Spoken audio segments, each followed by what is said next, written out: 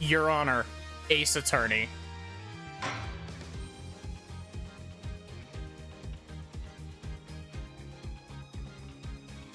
Oh. I have been pinged.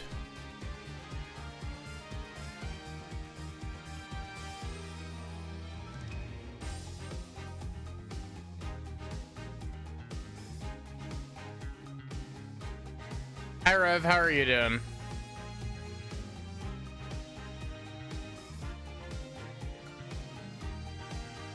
Still trying to sort stuff out. And how are you doing, Barrick? Your time will come in about 3 weeks. Oof. Daylight savings time sucks. We should just, you know how daylight savings is, you do the, jump forward and jump back, or whatever the fuck? How about, instead of doing that, how about we just keep jumping?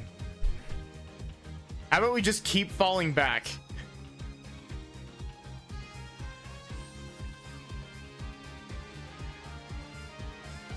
We just bring it back an hour during the winter, and then keep it until the next time, and then bring it back another hour. Because that's the only part of daylight savings that's actually worth anything.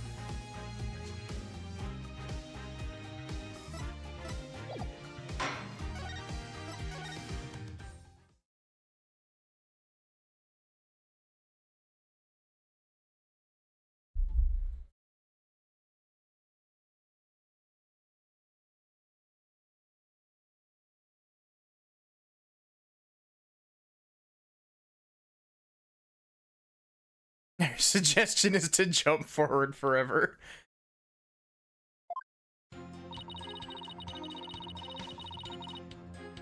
Okay. God, what was my voice for Betty? It was, very sassy, right? It was like, it's true I had business in the understage passage because of the upcoming trick. It was the fire trick, right? oh wait, this is the, cross-examination segment of it. We don't need to reread this.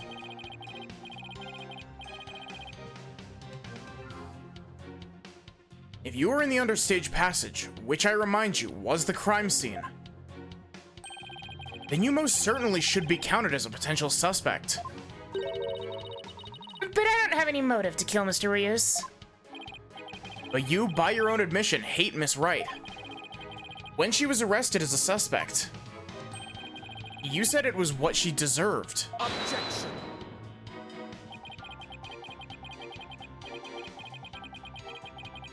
So you believe the witness killed a man simply due to her dislike of Trucy Wright?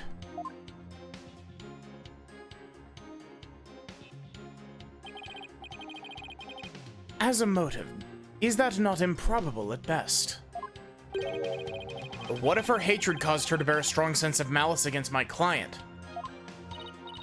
Look, Trucy just made me mad, that's all. I mean, even though she's younger than me, she's got so much skill and popularity. And she's cute, besides. Ugh. She makes me so mad, I wish she would drop dead.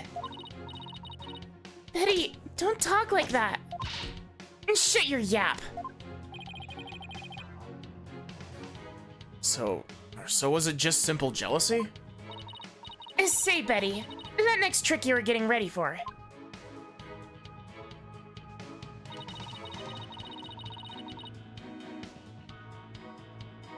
Hold it! Bonnie?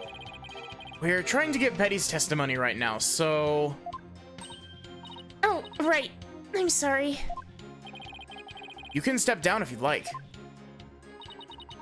I'm worried about Betty, though. She can lose her temper and say awful things sometimes. Hey, what are you, my mother?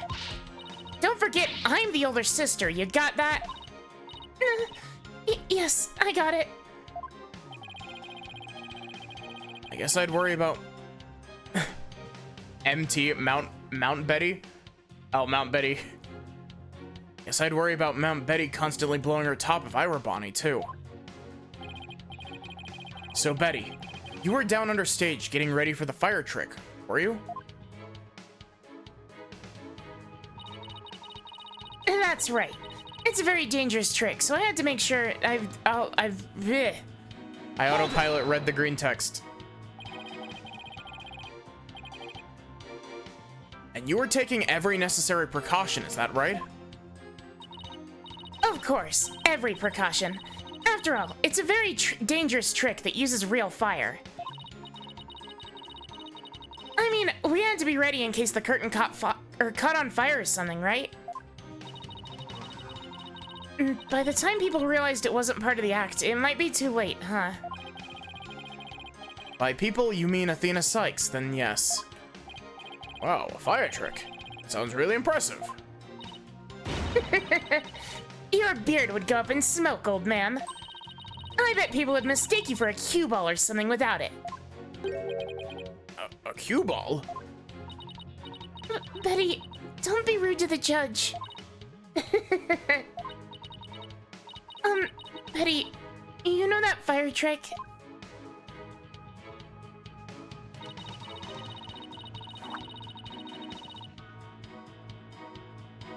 I do really like Betty.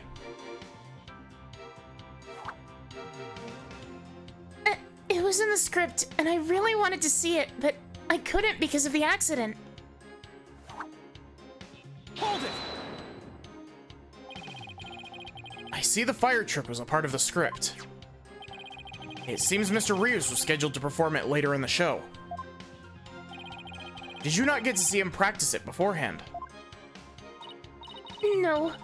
During rehearsal, he said he didn't feel well, so he couldn't breathe any fire for me. Wait, let me get this straight. He couldn't breathe fire because he wasn't feeling well?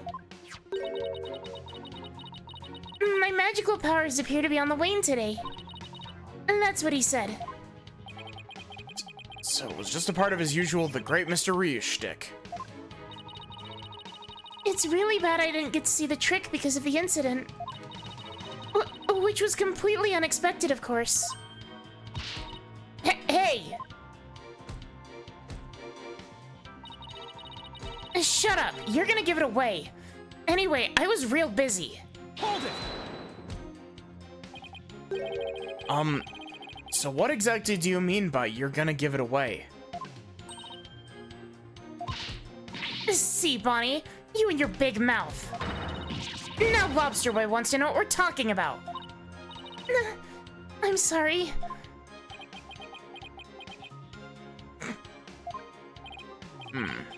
Yes, well, if you were preparing for the next magic trick, I'm sure you wouldn't have had the time to commit murder. Wow, looks like the old geezer isn't senile just yet, huh? I bet you'll live a good long life. Oh, I plan to be sitting up here at least another 10 years. 10 more years. I don't know about that. What did we discuss about inner monologues, Athena? Well, more power to ya, I guess. In any case, I was so busy I didn't have the time to off anybody. Yeah, way too busy to have the chance to kill Mr. Rios. Hold it! Are you just trying to cover for Betty? No, of course not. I believe in my sister. I know she'd never murder anyone. But you think my client would? No, I believe in Trucy too. I know she'd never murder anyone either. Well, we just ran out of suspects in that case. Yes, but... See, you should have just kept your mouth shut, dummy. You're just making a fool of yourself. Just be nice and quiet like a good little bunny, got it? Alright. I guess I'm no hope. Oh boy. It's impossible to get anything out of Bonnie with Betty right there.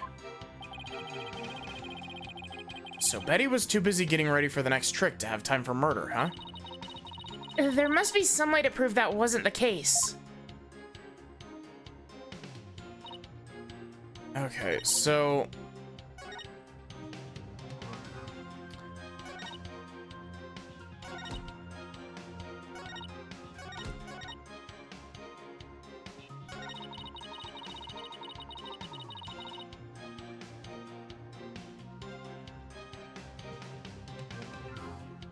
Okay, so I think it's presenting the fire bucket on this.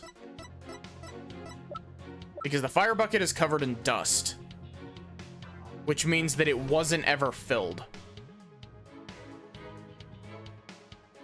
Ah, hot. Hot tea. Eh.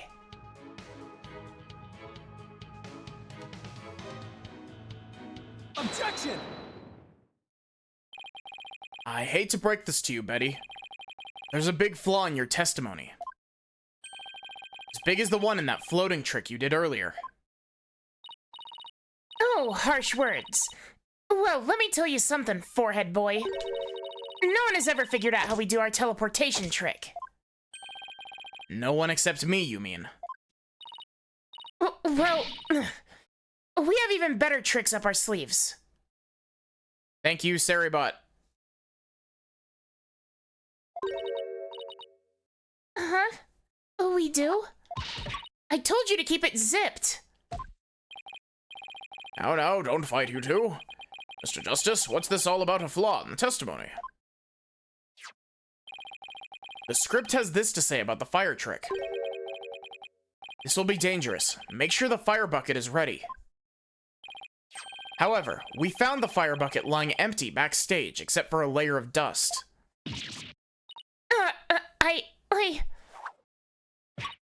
Ouch. You didn't even attempt to get ready for the next trick, did you, Betty? You got me.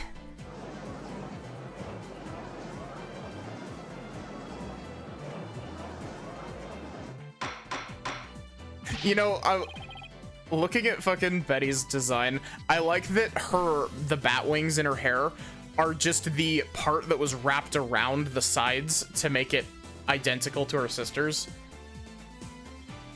Betty DeFam, you will explain yourself.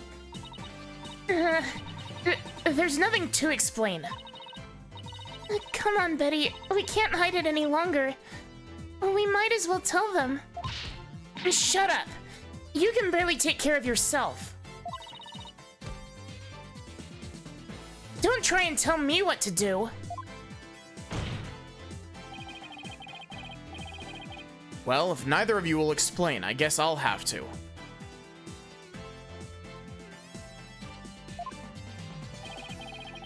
The reason Betty didn't prepare for the fire trick is because she knew the show wouldn't go on. You didn't prepare for the fire trick because you knew, didn't you? You knew that the body would be found and that the show would then be canceled. The show then would be canceled.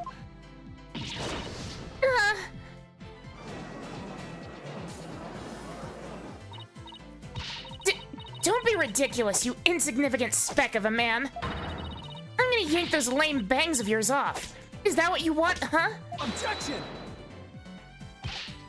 Whatever, they can grow back.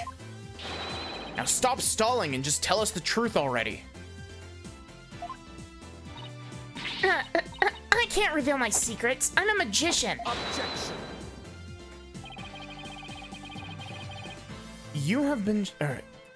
You've been chasing the shadow of an illusory culprit, Defense. And having chanced upon a convenient target, you've let yourself get carried away.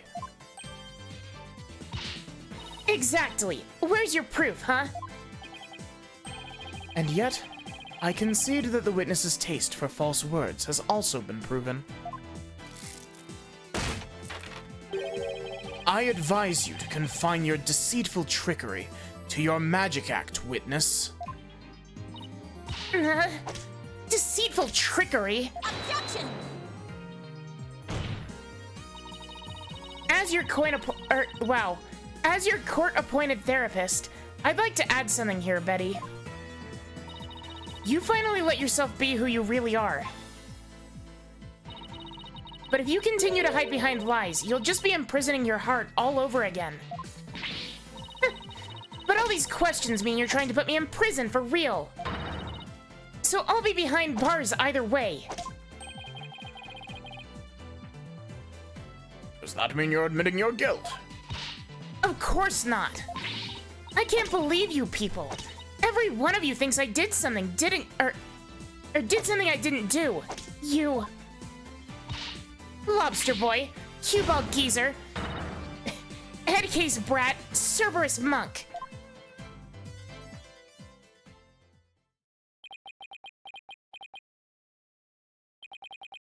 Cue-Ball Geezer.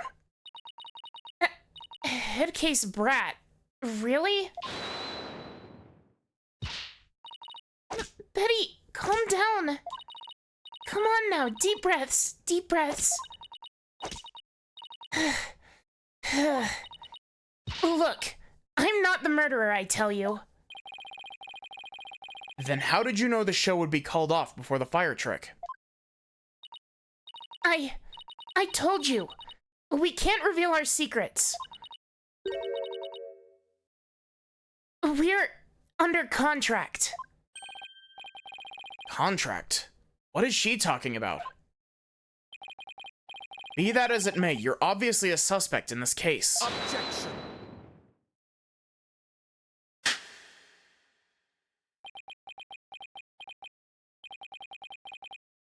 I'm beginning to see the karmic threads that make up the intricate tapestry that is this case. Huh? Allow me to summarize your assertions, Defense. First, that the victim was killed in the understage passage.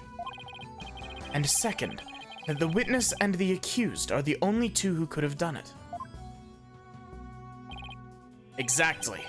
What's more, Betty knew that the body would be found, and that the magic show would then be called off. Therefore, it's reasonable to conclude that Betty killed the victim understage. But what if Betty knew that the show would be called off for some other reason? Like what? In the course of my investigation, I found it strange that the dragon set piece fell when it did. That, in conjunction with the body tumbling from the coffin in such a dramatic fashion,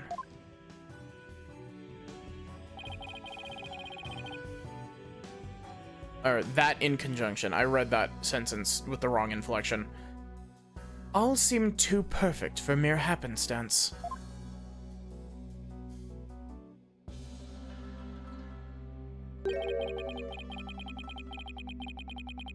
It was as though the entire chain of events had been planned out in advance.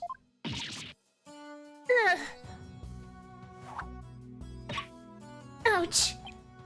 Planned out? After deciding to take this case, I scrupulously studied everything I could about the mass media in this country. I read the newspaper, old news reports, I even browsed tabloid magazines. How very industrious of you. I'm impressed. During this process, I learned about a strange practice favored by the TV world.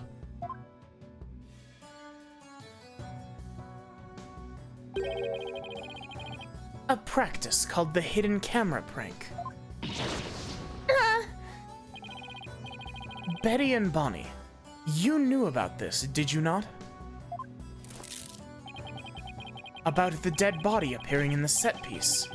Or about the dead body appearing, the set piece falling, the show being suspended. You two were informed of this plan by Take-Two TV in advance, correct? I can only do one scream, I'm sorry. Or at least one scream for that voice. It's one of my weaknesses as a voice actor. I can't do grunts and screams very well. Is that true? Betty, please, let's tell them now. I can't hold it in anymore. Dang it. Fine, you got us. Everything the prosecutor said is true. The TV station paid us to cooperate with them on this plan.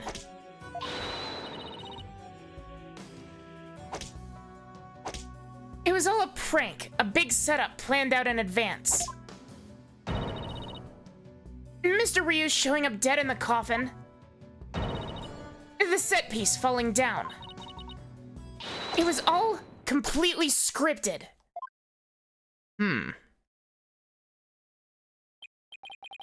It was all a prank? Then how did we end up with a real dead body? Bonnie, is this really true? Yes. Mr. Rios was supposed to pretend to be dead. That's how it was supposed to go. So he was in on it too?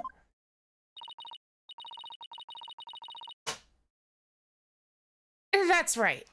He was supposed to show up dead in the coffin. And then the set piece would fall down. Trucy would be shocked and start to panic. That's how the prank script went. What? The heck kind of prank is that? But we never thought he'd actually wind up dead. Yeah, that was the only thing that was different from the script. Poor Mr. Rios.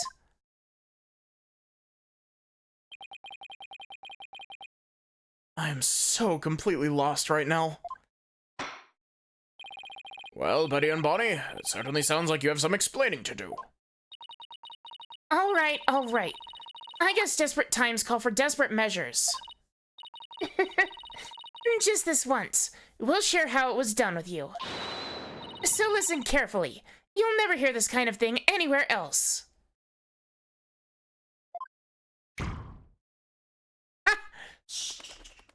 I like the bat.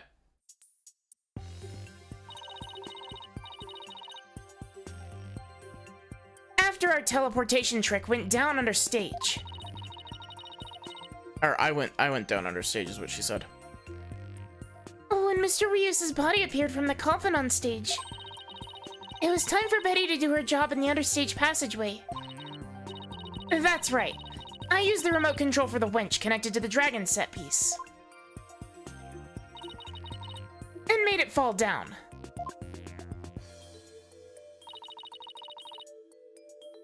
And just before the dragon fell, I called Trucy to the backstage so she wouldn't get hurt. After that, the plan was for Mr. Rios to come back to life in front of a panicked Trucy. He was supposed to laugh and fly up and away, and that's how it was scripted. Or that's how it was scripted, anyway.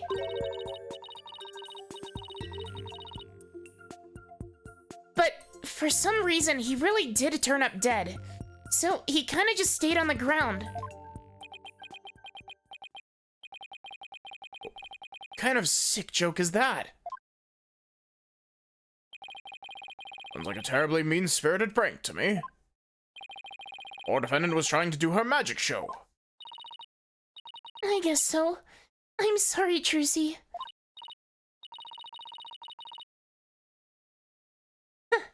Oh, whatever. It was all the ratings Raja's idea anyway. Yeah, it sounds like just the kind of thing a guy like him would come up with.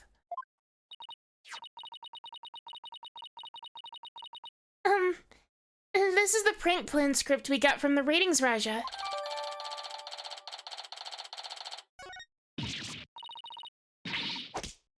Dang it, you made us break our contract. Now we won't get paid. Where does this all leave us? Who killed the victim, and when? Yes, exactly. Those are the key questions. If Mr. Reeves was only pretending to be dead in the coffin as a part of the prank, then when he was under stage, there would still be life within him. And if that is the case, then Betty, who is also under stage, may be excluded from our list of suspects.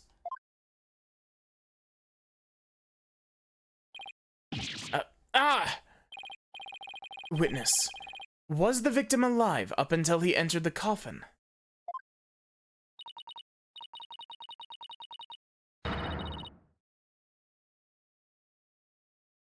Oh, well, now that we've spilled the beans, we might as well show you this video. Greetings, viewers. It is I, the great Mr. Rios. We're currently in the middle of Trucy's escape trick. Having snuck through the understage passage undetected, I'm now hiding backstage, preparing to play a little prank on Trucy. Little. I'm about to hide in the coffin, which Trucy will stab with her rubber sword. And when the coffin opens, oh, I'll be in it, acting as though I've met my maker. You imagine the look on Trucy's face then? Ha! I can hardly wait.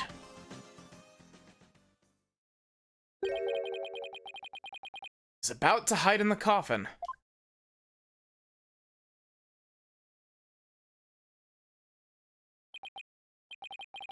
It would seem the threads of karmic destiny have led us to the truth.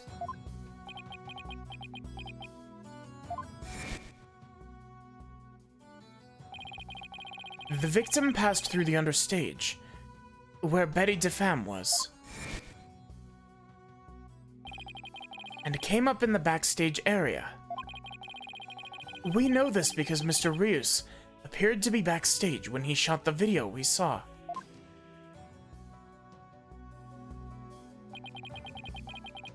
It appears that way, yes. And a defense. You proposed the following, did you not? What if the victim was killed under the stage before being put in the coffin? But then, what about this video? This footage was taken just before Mr. Rius entered the coffin. Oh, what does that mean?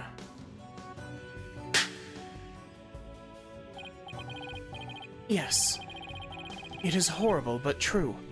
The tragedy did indeed play out right there on the stage.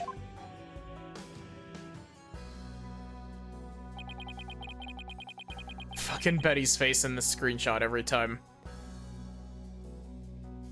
Went into the coffin, where Mr. Rius was hiding. Trucy Wright thrust her blade.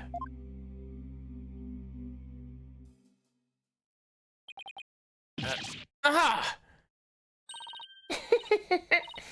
See? I told you so. Are you saying the incident was a tragic accident that happened during a prank? It would be an accident. The accused had no knowledge of the prank beforehand. So let us ask the accused herself. Miss Wright, did you have prior knowledge of the prank? What? I... Tell him, Trucy. You didn't know anything about it, right? Of course I didn't. I didn't know a single thing about it. Objection.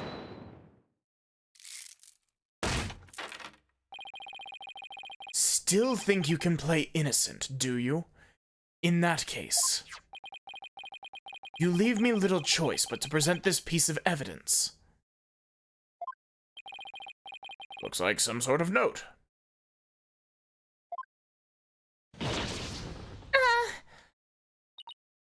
That's...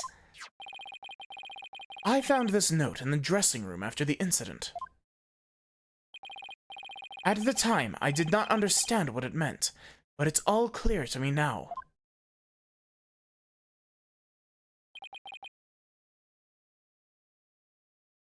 What's this? Let's see. It says, get the video camera after Mr. Rius comes tumbling out. It is a note signed by the accused, instructing Bonnie to collect Mr. Rius's video camera from him, it seems.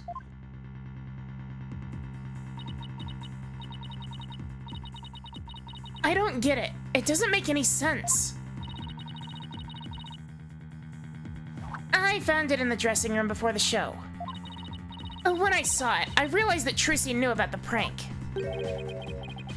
Does bear her signature, I'll give you that much. World's most obvious contradiction. So the defendant had prior knowledge of the prank. It would appear so, yes. When she learned about the plan to trick her, she decided to use it to her own advantage.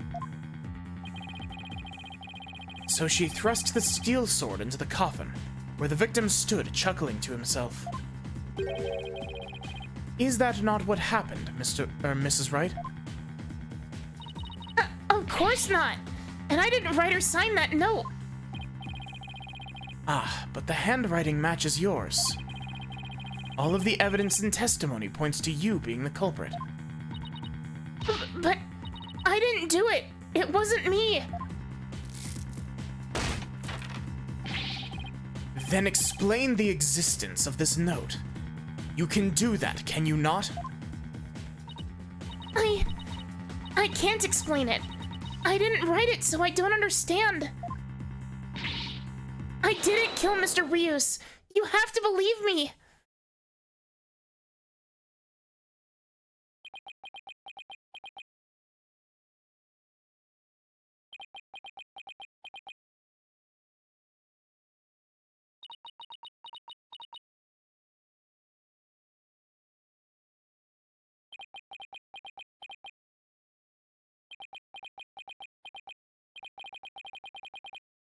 Silence is deafening. Continue struggling against the threads of your own karma if you wish, accused.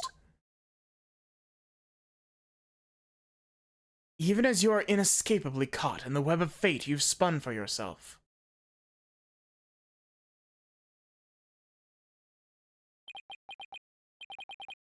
Miss Wright, it's time to resign yourself to your fate. No, I didn't do it. Knew it! Sweet-looking girl, a murderer? Took all of us in with that act of hers. Told you I knew she was a homicidal little witch from the start. But I didn't do it. I really didn't. Why doesn't anyone believe me? Shut up, you killer! Don't fall for that anymore.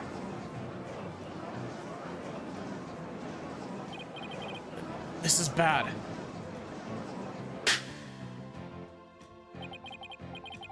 Your Honor, I suggest we put an end to this tragedy now. Give your official ruling, and let us offer the victim's soul the last rites it deserves. Very well, I suppose I have no other choice. This court hereby finds the defendant, Trucy Wright. Objection!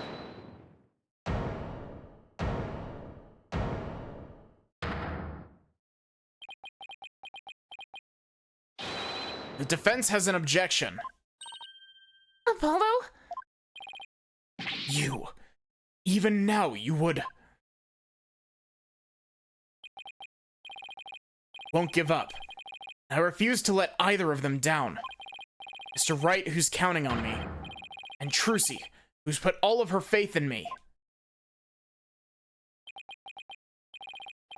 Mr. Justice, the fact that you've raised an objection means that you have evidence with which to refute the prosecution's claims, correct? Yes, of course, Your Honor. Do we really have anything, Apollo? Actually, we do. There's one piece of evidence we can present here. Very well, Mr. Justice, you may proceed. As we saw in the show footage,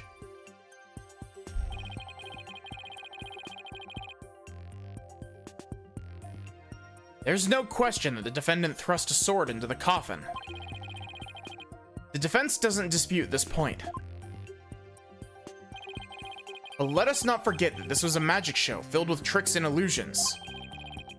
We can't take everything we see at face value. So you're saying some sleight of hand was somehow involved? Yes, the defense contends that the sword the defendant used was not the cause of death. What was it Trucy told me she did just before she thrust the sword into the coffin? Very well. Hi, Rosie. How are you doing? Let us see your evidence then, Mr. Justice. Remember, you interrupted my verdict to make this claim. Oh my god. You'll be severely penalized if I find you are bluffing. That's fine, Your Honor. This shows that it's possible that the sword Miss Wright used was not the cause of death. The sword rack, right?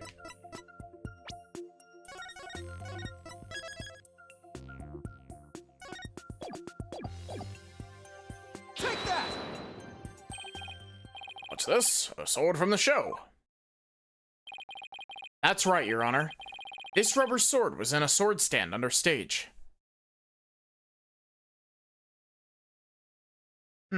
Nice. During the trick, Miss Wright was supposed to swap the real sword for a rubber sword. And she told us on record that she remembers very clearly that she did. I see. So the defendant thrust into the coffin was a rubber sword, was it? Then why was a steel sword found lying on the stage? Somebody must have put the steel sword there by swapping it with the rubber one. Just after the incident occurred, the dragon set piece fell, and the theater was evacuated. The real culprit must have used the resulting chaos to swap the rubber sword for the steel one. Objection.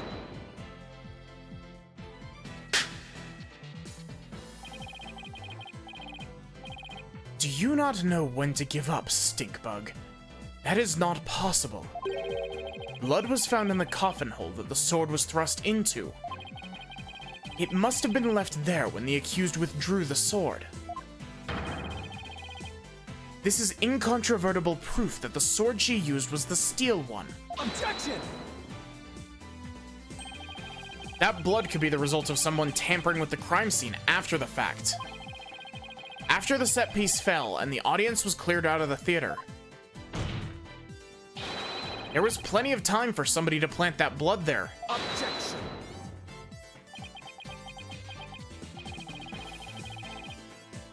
If the sword the accused used was a rubber one,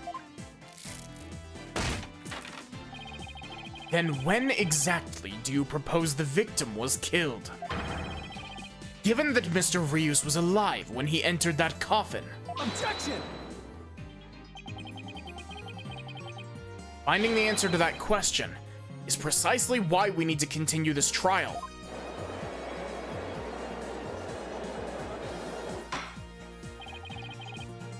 Let me express my opinion. By all accounts, it's certainly reasonable to suspect the defendant based on the evidence. But as to the question of whether the sword the defendant used was rubber or steel, I believe further discussion is warranted. I suggest we hear from the defendant herself on this issue. Very well, Your Honor. Yes, saved it somehow. Too close for comfort, but still.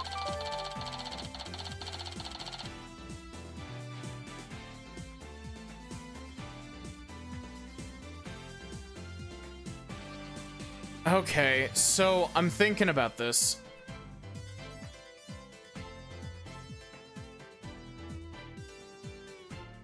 What if he wasn't dead when he fell out of the coffin? What if the stab wound was put there later? What if there's a knife in the cushions on the roof? Wait, fuck. That actually kind of tracks because Mr. Hat had his cape torn by something. So what if there was something sharp on the cushion that he was supposed to be dragged up? He got yanked up as the dragon fell, which is the second thing we saw in the video. So he wasn't dead when the coffin opened. He died immediately after the coffin, like after the dragon fell.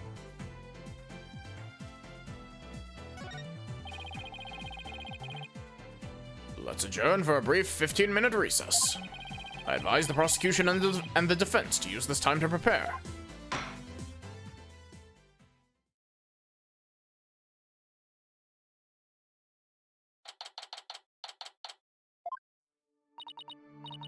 Phew. That was hairy. Tell me about it. Barely made it through by the skin of my teeth. I can't say I'm crazy about that prosecutor Sadmadhi either. You know, the way he says, let it go and move on as if it's nothing. Let it go and move on, huh?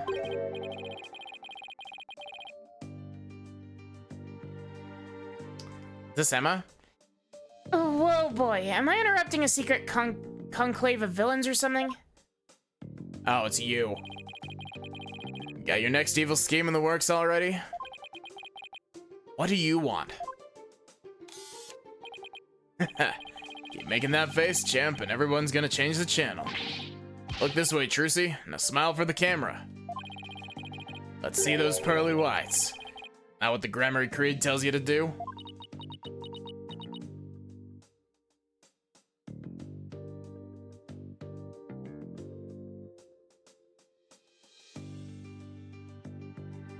Is that publicly available knowledge? Maybe I'm overanalyzing. But that, I remember that being written in the book that Trucy has, in the locked diary. That is a fail, Trucy. Everybody online can't stop talking about you. They're calling you a real witch out there. This be the end of Troop Grammary? Go away, you creep. Oh, what's this? Something just charged into frame. It's a yellow gorilla or something. Could it be Trucy's pet? Filming is prohibited inside the courthouse. Do you want me to grab the bailiff?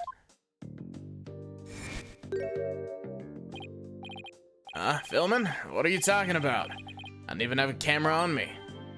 Uh-huh. What happened to the camera? Okay. Maybe this is the... Okay. I'm putting pieces together, but I'm also putting pieces together in a way that I'm not quite sure how it fits with the rest of the case. Because the other guy who died claimed to be Mr. Rius. But what if Rettens is actually the guy who got kicked out of Troop Grammary?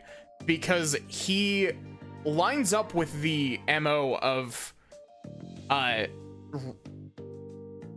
Reyes. Because Reyes, or the guy who got kicked out, was like, I'm going to destroy Troop Grammary. And Rettens fucking hates magic. Just disappeared right before our very eyes. I'll be enjoying the rest of the Trucy show from the gallery. I'll put out a call for Trucy's fans to come and support. Or, I put out a call for Trucy's fans to come and support her earlier, by the way. Gotta get some great footage out of him. This is gonna be good. Hang loose, baby. Hold in some of Trucy's fans. What purpose?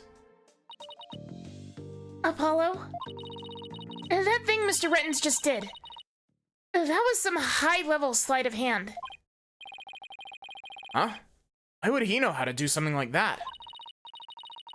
I don't know, but he definitely has some serious magic skills.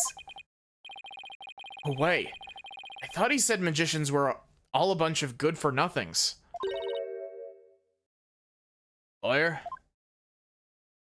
Oh, it's Bonnie. Hello, Bonnie. Can I help you with something? Well, there's something that's been bothering me. Really? What is it? Well, you see... Hey, dummy, what are you whispering to Lobster Boy about? Betty... Who the heck do you think you are? Are you crazy? Do you want a piece of this? You know you have to talk to me first before you do or say anything, you harebrain. But I... Shut your mouth, you dumb bunny. Come with me, now.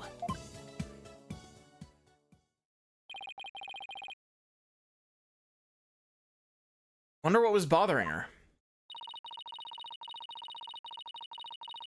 There's no way we're finding that out with Betty constantly hovering over her like that. Court is about to reconvene. You be alright testifying? Yes, it's just... I wonder what Mr. Rettens has up his sleeve. I doubt he's bringing in actual fans. Yeah, probably not. Hear what he has up his sleeve, too. Better not be trying to get under Trucy's skin right now, of all times.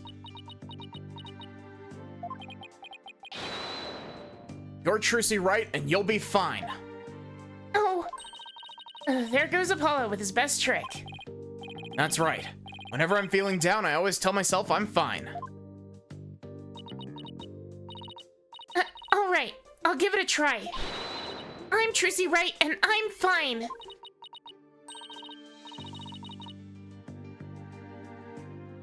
Thanks, Polly. I think I can do this now.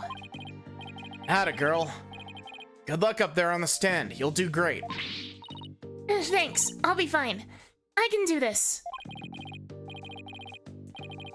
Right, Justice? You can do this too. Time to focus on the rest of the trial.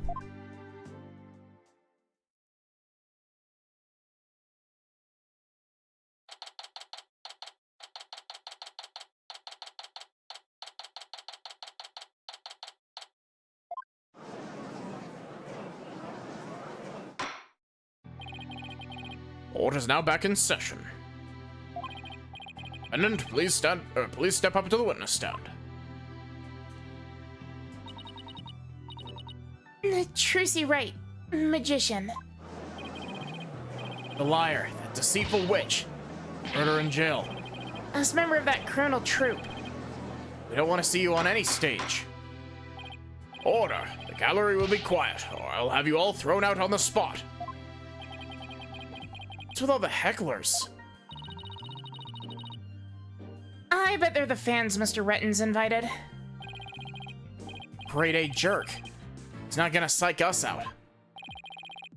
Now then, Miss Wright. This court would like to know if you switched from the steel sword to a rubber one on stage. Please testify about this issue. She's gonna try and trick us again with her magic. Hurry up and convict her already. Give her the death penalty.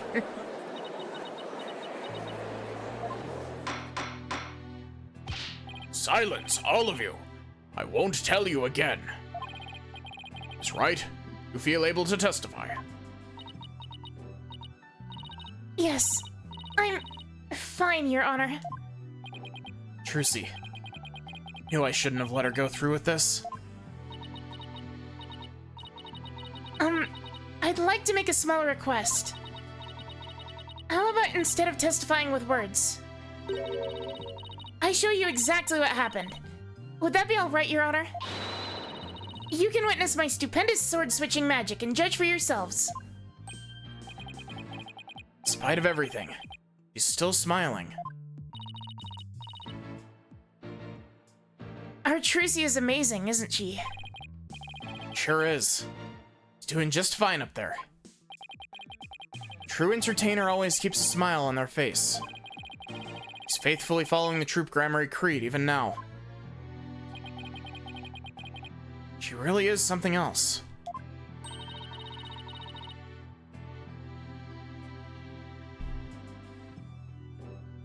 It's showtime for magical girl Trucy Wright. Watch carefully now, everybody. Oh my god. Ladies and gentlemen, please focus your attention on this sword. Allow me to demonstrate just how sharp this blade truly is. See that? No tricks or gimmicks. A very sharp sword indeed. Now then, ladies and gentlemen, watch as I take this sword and... Presto Sordo! There, I switched it. And now...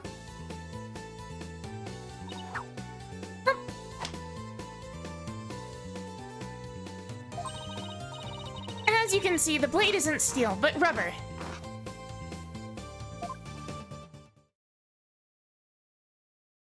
Trucy's great. We love Trucy in this household.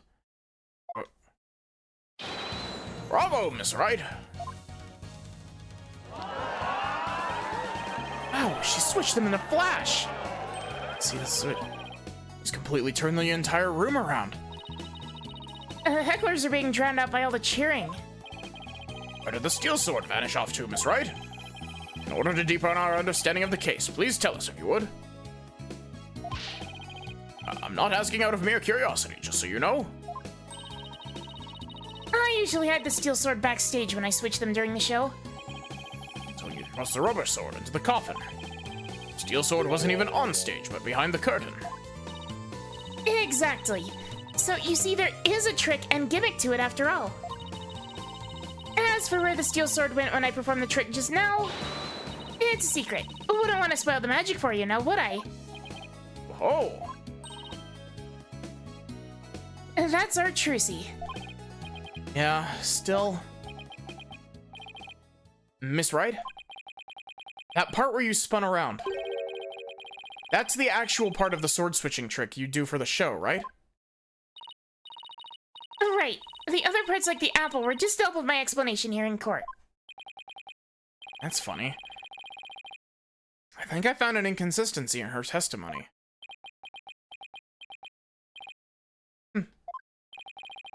Looks like I'm not the only one. I don't know what it's doing there. But now that I've found it, I have to get to the bottom of it. Now then, Mr. Justice, you may go ahead and question the witness. Try not to ask dumb questions and spoil this wondrous magic. I thought this was supposed to be my cross-examination. She didn't spin in the video footage, did she?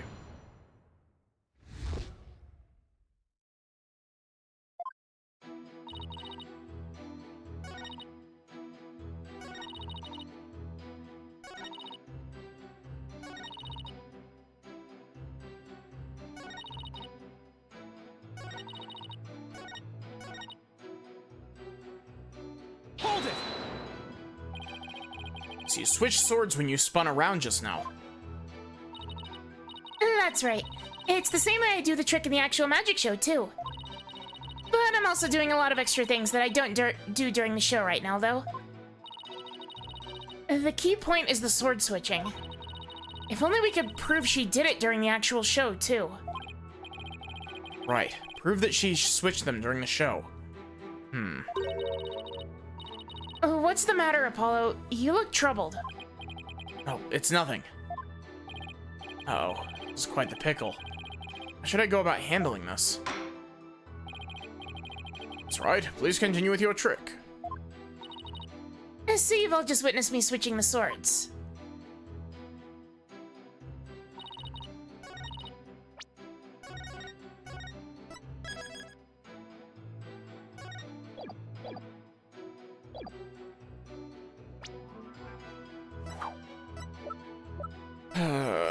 She definitely didn't spin when she...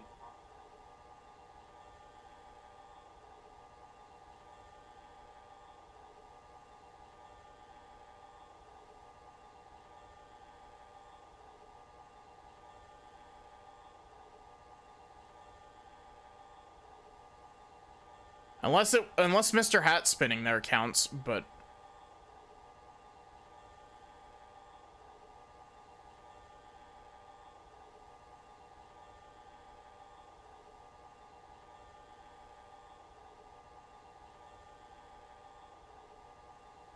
Yeah, she doesn't spin. Great.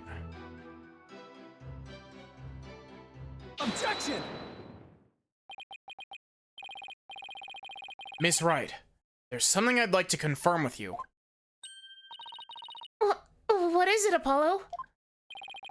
Seems to be a discrepancy between the way you performed the trick for us just now. Hi, Lobster. How are you doing?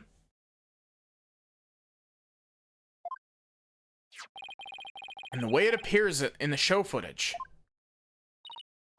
What? But that can't be. I performed it exactly the same way both times.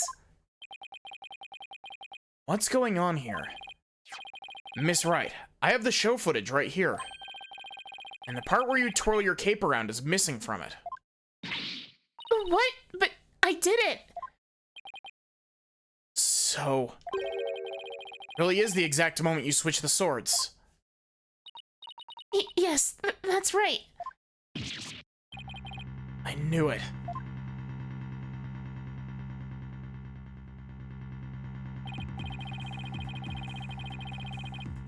Well, I certainly never expected the defense to expose the accused's lie for me. Mr. Justice, does this mean that you're arguing that the defendant did not swap the swords during the actual magic show? No, Your Honor, that wasn't my intention. I mean... I did swap them. I know I did. I'm absolutely sure of it. Objection! Human memory is unreliable at best. But in this case, I'm afraid that it is the witness herself who cannot be trusted. We can see the footage for ourselves. The claims of this witness are false. But...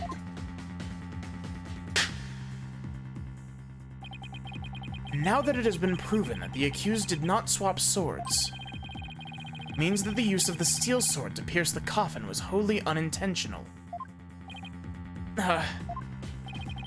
And by the way, was it not you, Mr. Justice, who argued that Mr. Ryus's death was not an accident, but murder?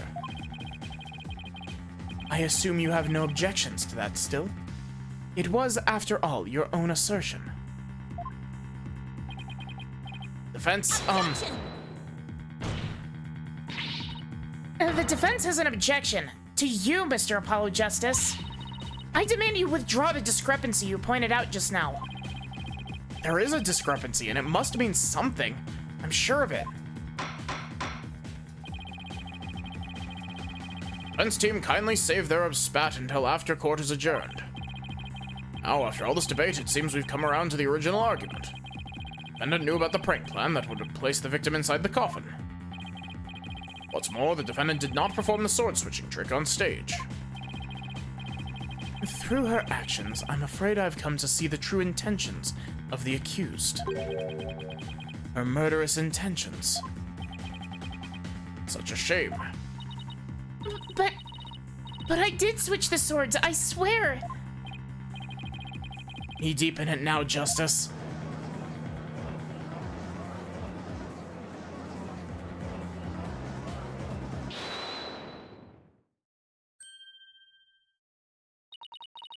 Excuse me? Let's see. Which one again? Benny? Oh, that's not right. Lottie? It's Bonnie. You are mixing the two names together, Your Honor.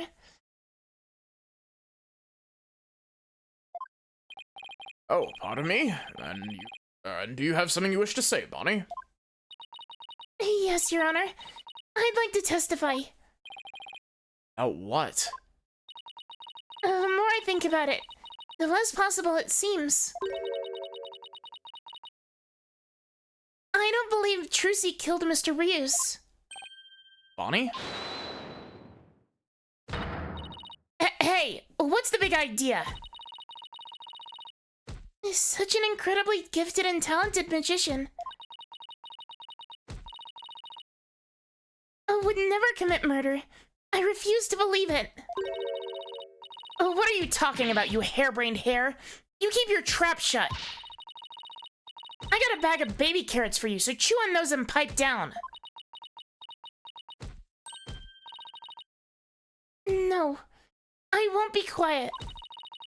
What's the matter with you? Didn't you hear me? Trucy said something to me once. Huh?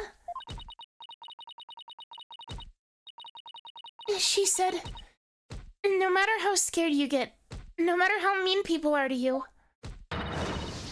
you can't give in or give up. And that's what being a professional magician is all about.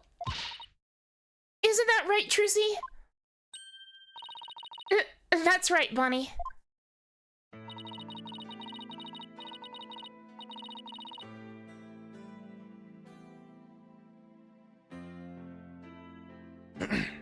Sorry, give me a sec.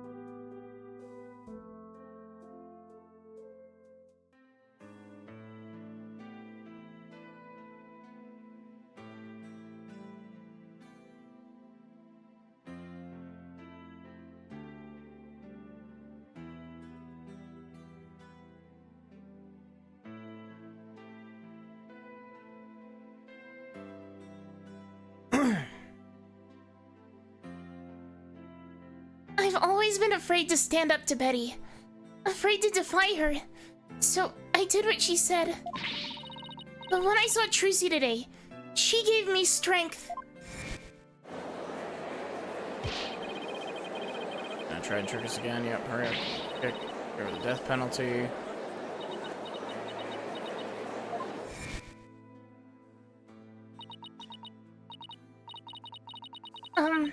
I'd like to make a small request. How about instead of testifying with words, I show you exactly what happened? Would that be alright, Your Honor?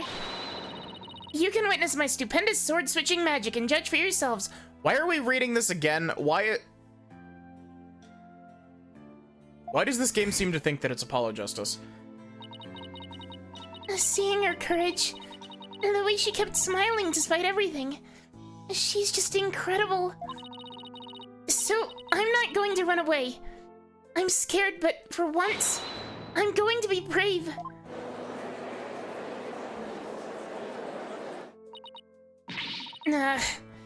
What have you done to my sister, Trucy Wright? You've practically brainwashed her. The power of Trucy's conviction. That's what that is. It's touched Bonnie's heart. Yeah, Trucy really is one magical girl, but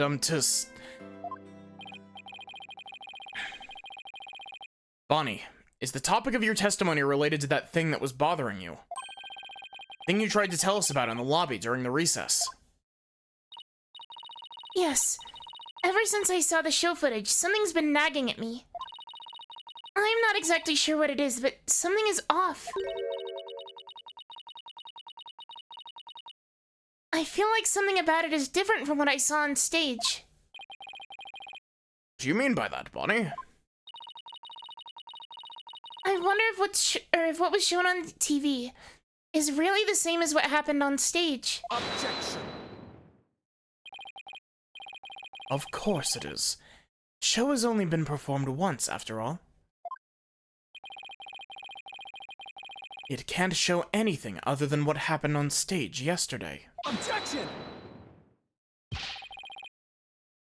But Bonnie's testimony deserves our attention. We have to examine the show footage. What can we check it against? Have some other footage of the show? Well... I have some show footage. Do? Oh, one of the TV station's cameramen said he was a fan of mine. He kept his camera on me throughout the entire show. And then afterward, he gave me the footage he shot as a present. He did? To tell you the truth, I thought it was kind of creepy, so I was gonna get rid of it. Hold it. Please submit that footage to the court.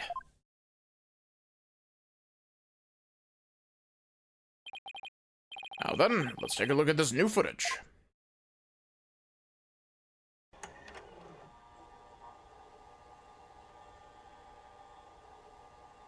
Oh wow, this is shot from like a completely different angle.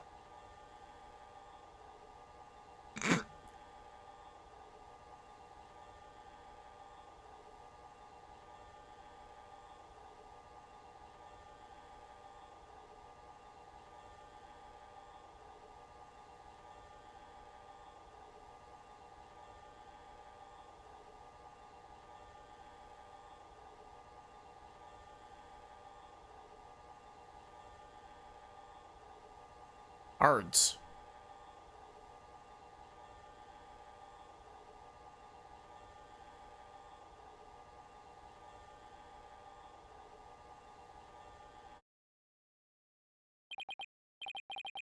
Wow. Okay then. He really did keep his camera on Bonnie the whole time, didn't he? Girl snack, wine, and ice cream. I think this cameraman needs to keep his personal feelings out of his work. Well, Defense, do you still believe this new show footage is worth inspecting? Of course I do. Okay, so how are we going about this? Let's try comparing the two. You might just find an inconsistency between them. I had a crick in my neck.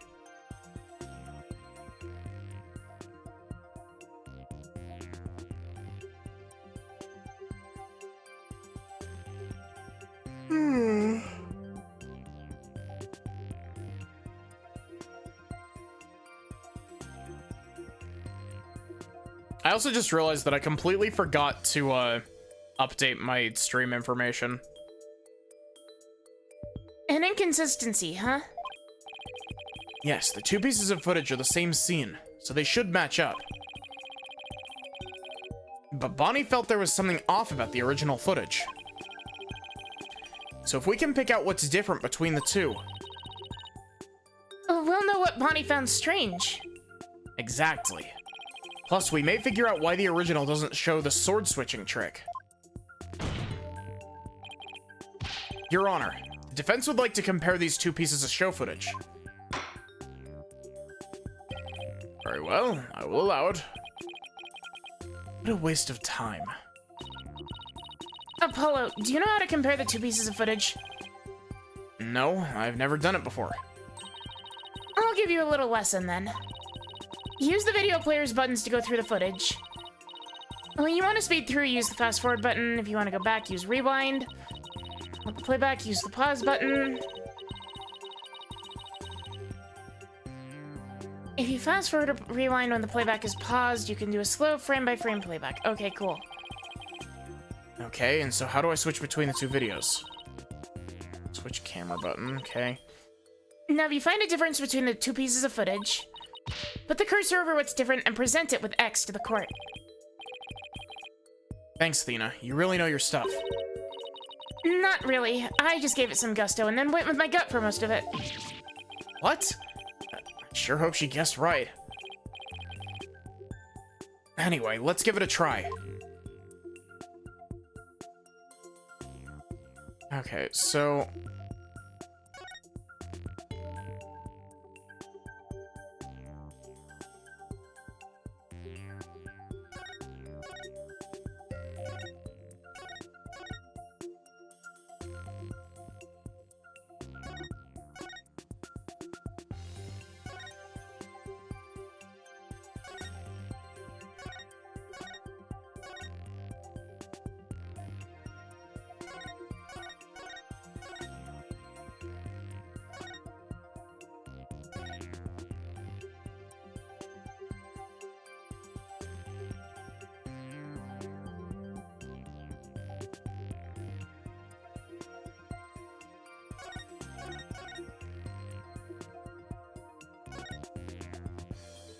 I'm wanting to say the cards because there was no cards in the other one.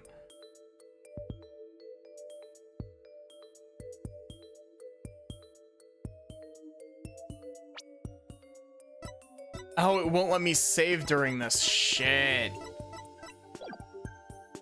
Is it this? Take that!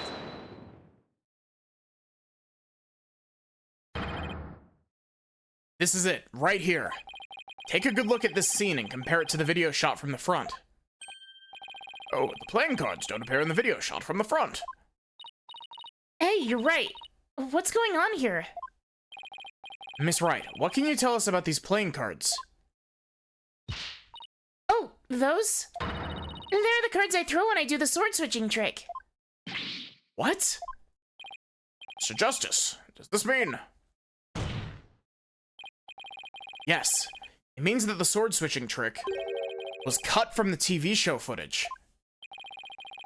So the footage was edited. Yes, with malicious intent. That is absurd. Well, we must get to the bottom of this right away. Aelif, the TV station might still have the unedited footage. Go see what you can find out. Yes, Your Honor.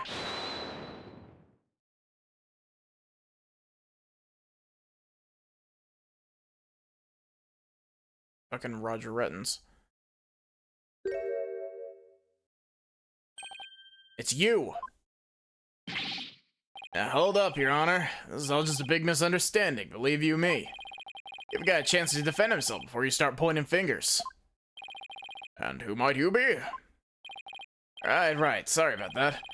Got ahead of myself there. Here's my business card. Charmed to make your acquaintance, Your Honor. Oh, well, how very polite of you. It's lovely to meet you too, Prosecutor Sadmati. Please, take my card. A business card? Ah, yes. I read about this custom among businessmen in this country. I've even familiarized myself with the various replies. How do you do, good sir? Or what's crack-a-lackin', homie, for example? Oh, you're from Take-Two TV, are you, witness? Come to think of it, I believe I've seen you on television before. Yes, Roger Reddens, otherwise known as the Ratings Raja. He's a TV producer, and appears on many of his own shows as of late. He is best known for his catchphrase, "Hang loose, baby." Oh my, so you're the Ratings Raja. Hang loose, judgy baby. Nice courtroom you got here. I never thought I'd get to meet you in person. Prosecutor Sadmati, how do you know so much about him? In preparation for the case, I watched all of his shows. I found the Ratings Raja goes to Burger Barn of particular interest. It inspired me to visit that restaurant straight away to learn more about the local cuisine. What? You went to the Burger Barn? Who would have thought? You must have really wanted to try it, huh, buddy? That line. Ew. Compared to my aesthetic training, an hour's wait is nothing. I recommend the Southwestern Burger, jalapeno jack cheese, by the way.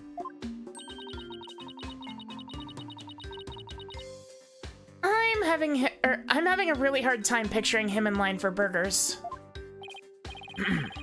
Prosecutor? Prosecutor Sadmati's unexpected enthusiasm for food aside. Mr. Rettens, what is this misunderstanding you mentioned? Well, for starters, it's true the footage was edited. You'll get your hands on this anyway, so I might as well show you the unedited footage. It's a pretty long video, so I'll just show you the part with the playing cards. You can see the cards when Trucy spins around, so keep your eyes peeled. This is gonna be another edited video, isn't it? Because he's just an absolute piece of shit. It is some shitty editing. See the part that was cut where Trucy switched the swords? He spins around and the playing cards go flying. Everything's like it's supposed to be. And it seems the defendant really did swap swords during the trick. Which means the sword Miss Wright thrust into the coffin was the rubber one. In other words, Miss Wright couldn't have killed Mr. Rios. Yeah, see, that's not the first misunderstanding, or that's the first misunderstanding right there. What do you mean? Well, Trucy definitely did swap swords, as you saw. Yeah, maybe she didn't kill Mr. Rios when she stabbed the coffin. That just means he was killed after he showed up pretending to be a corpse. So you're saying that up until that point, everything was going according to the script? If that's true, then when and how exactly did you think he was killed? It was after the dragon set piece came crashing down.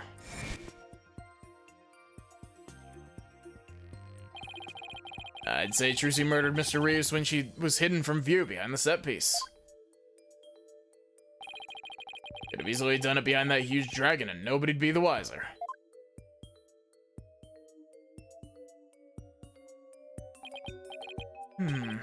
I see. Indeed, there is a ring of truth to your assertion. You bet. Plus, there's a suspicious-looking shadow in the footage, too. It's toward the end of the footage, just before the dragon hits the stage. It might be easier to just see it for yourselves.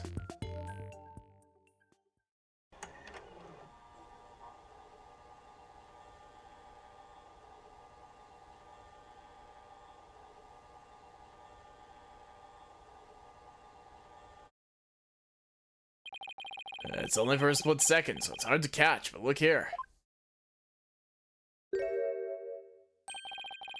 The suspicious shadow must be Trucy. What? No? Extremely loud, incorrect buzzer. It's going up, not down, buddy. Using the steel sword she hid behind the curtain during the trick to kill the victim. Now that you mention it, I suppose it does look that way. Actually, never mind. Roger Rettins, the court hereby finds you guilty. Death sentence. Objection! Death by firing squad, right here in the courtroom. This witness is just trying to ram his theory down our throats, Your Honor. And that's not all. Aren't we forgetting that the witness willfully edited the sword switch out of the footage? See, there's your second misunderstanding right there. Your Honor, would you mind if I testified about it? I've seen people testify on TV, and I've always wanted to give it a shot. That would be fine with me, Prosecutor Sadmati. This is quite unexpected. Threatens to disrupt the karmic course of this case. Hey, lighten up, pretty boy. Gonna like what I've got to say, promise. Very well. However, you do anything to impede the last rites for the victim, I will have you removed. All right, with Prosecutor Sadmati's permission. Please give us your testimony, Mr. Rettins. Roger Rettins, the rating Raja, now Kaiser of the courtroom. Ha, taking over the floor, so listen up, loyal viewers. I hate this man so much. But it's just meant to be edited, I tell ya. Scenes are spliced together and longer, boring scenes are cut out. All stations edit footage this way. It wasn't like it was done maliciously or something. It was just a coincidence that particular scene was cut. It wasn't intentional. Or what, you got some proof I had an ulterior motive for editing that footage?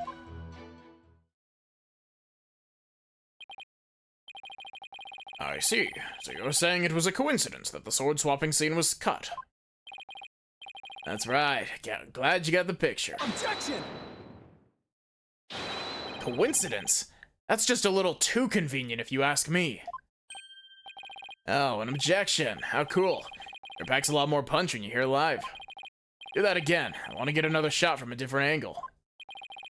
My objection is not for your entertainment. And cut. There, I get some good stuff there. Mr. Rettins, filming is prohibited inside the courthouse.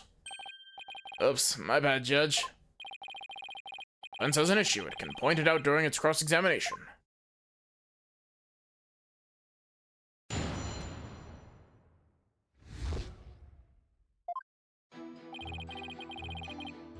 Hold it!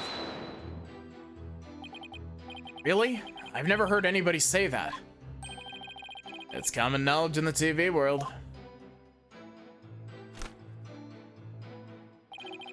Got any idea what a snooze cruise it'd be to watch a magic show without editing? Magic show like that one, anyway. It was ice cold. Anyway, editing is what makes TV worth watching. I do gotta say, him going on about like, oh, you gotta edit your shit. Meanwhile, I'm live streaming this and this is completely unedited. Hold it! You saying you thought you were boring, or there were boring scenes in Miss Wright's magic show? Gotta ask, that script and presentation deserve a place on the cutting room floor. Broadcasting that mess as is would have been a complete disaster. That's why I had to edit the footage. It's just what the TV man does. What didn't you like about the show exactly?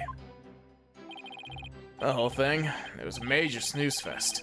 Maybe common folk like you don't get it. But a show's only as good as how loud, flashy, and trashy it is. Plenty loud and flashy on its own. All you did was add the trash.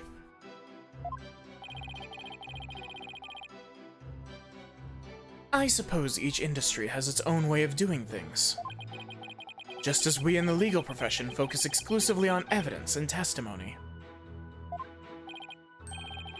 Exactly. Whether it's showbiz or legal biz, do what we gotta do to get the job done. Anyway, editing footage is just a matter of course in the TV industry.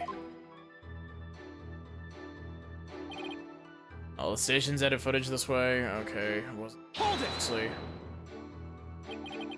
It wasn't done maliciously, huh? But I get the distinct impression That you bear feelings of ill will toward Troop Gramarye. Huh? What makes you think that? Things that you yourself have said.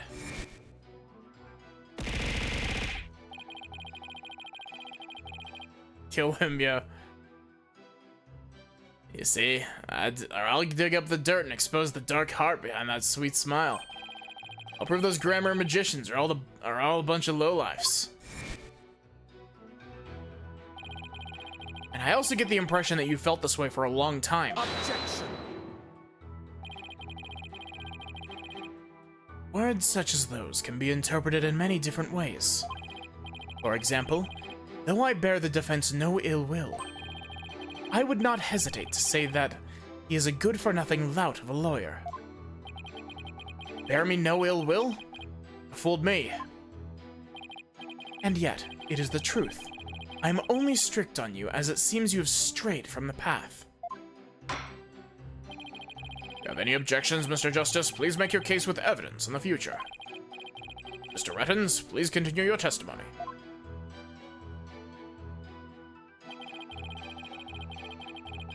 It's a coincidence the particular scene was cut. It wasn't intentional. Why does this thing feel like it's way more than 5 statements long? Hold it!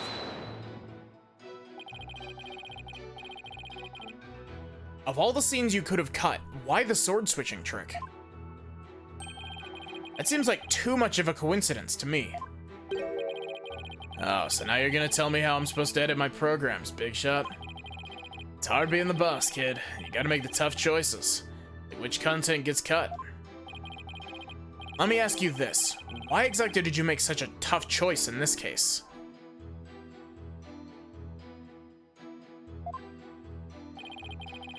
You wouldn't understand, champ. It's all about artistic vision. Ugh.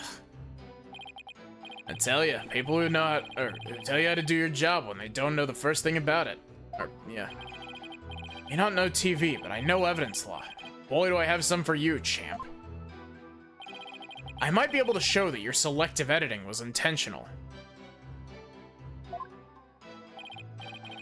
However, I know you bear the defendant ill will, and this is the evidence that proves it.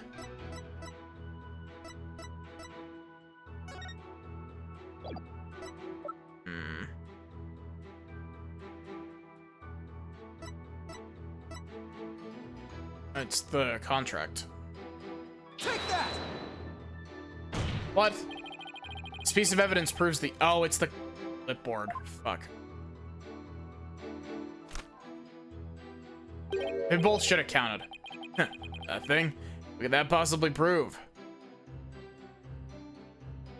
Yo, thank you for gifting Rosie a sub, Lobster.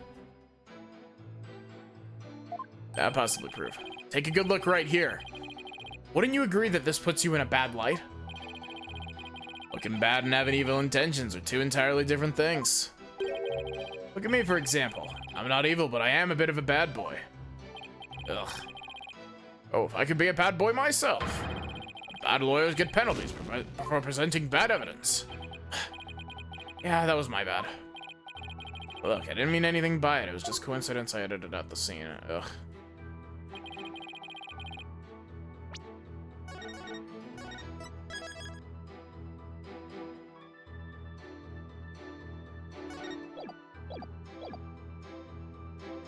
Okay, so...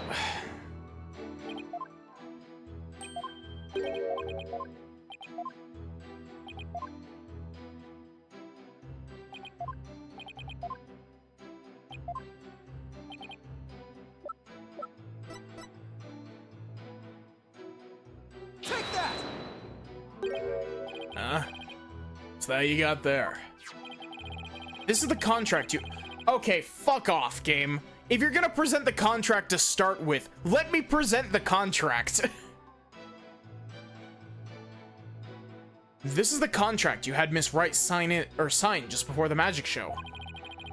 This contract between the first party, Take-Two TV, and the second party, Miss Wright, reads: if through the fault of the second party, the show must be canceled in part or in full, the second party will pay $3 million as compensation to the first party. $3 $3 million. That's a completely unreasonable sum. I couldn't agree more. And of course, Miss Wright doesn't have that kind of money. Nevertheless, Roger Rettens has had her sign this unreasonable contract anyway.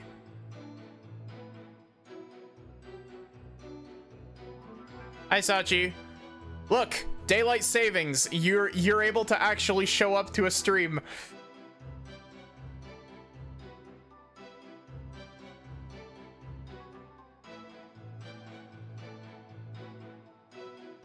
What's this? Apollo Justice and the Apollo Justice trilogy? Just off work tonight. That's fair.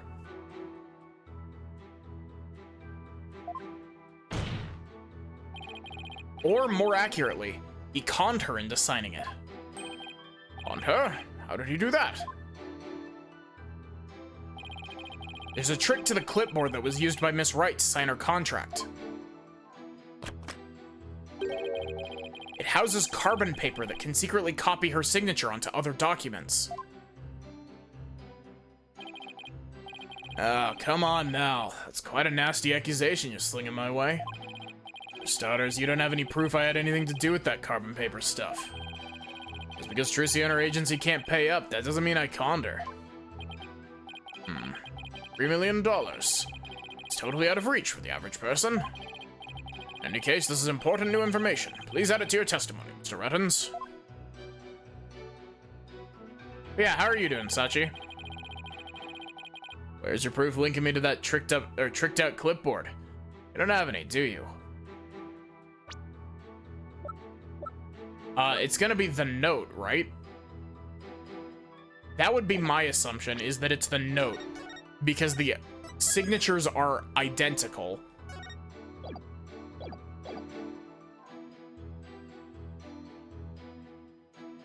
I'm sort of tired, but happy to have a day off. Thursday's your next day off. Let's go ahead and send the note.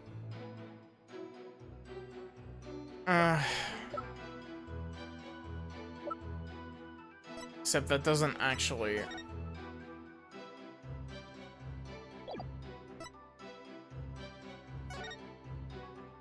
I just realized that this man's name is a pun, Man of Mystery.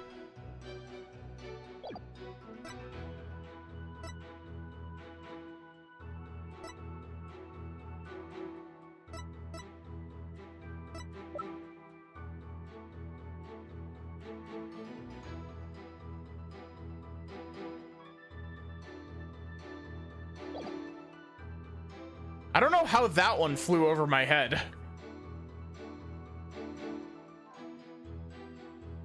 Hold it!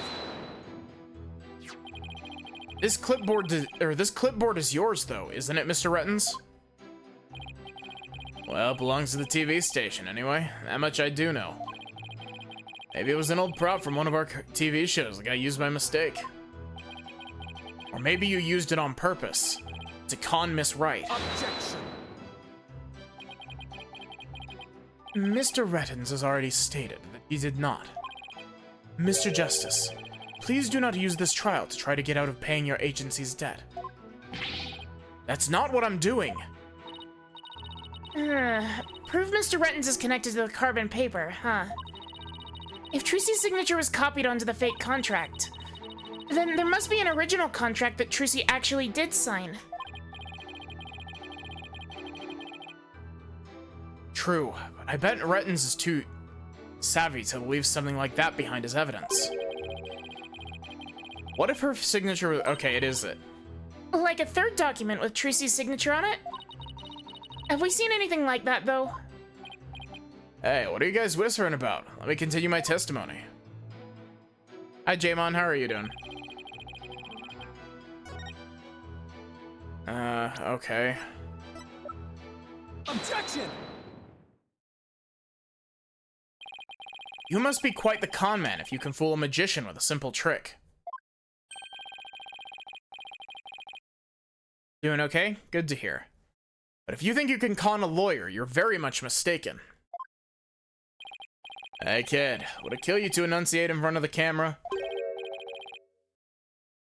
You know, like a newscaster. I'd like you to take a look at Miss Wright's signature here on this note. Now let's compare that signature to the one here on this contract.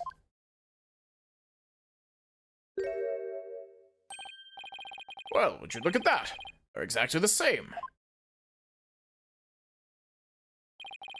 That's right, Your Honor. Not just similar, but exactly the same.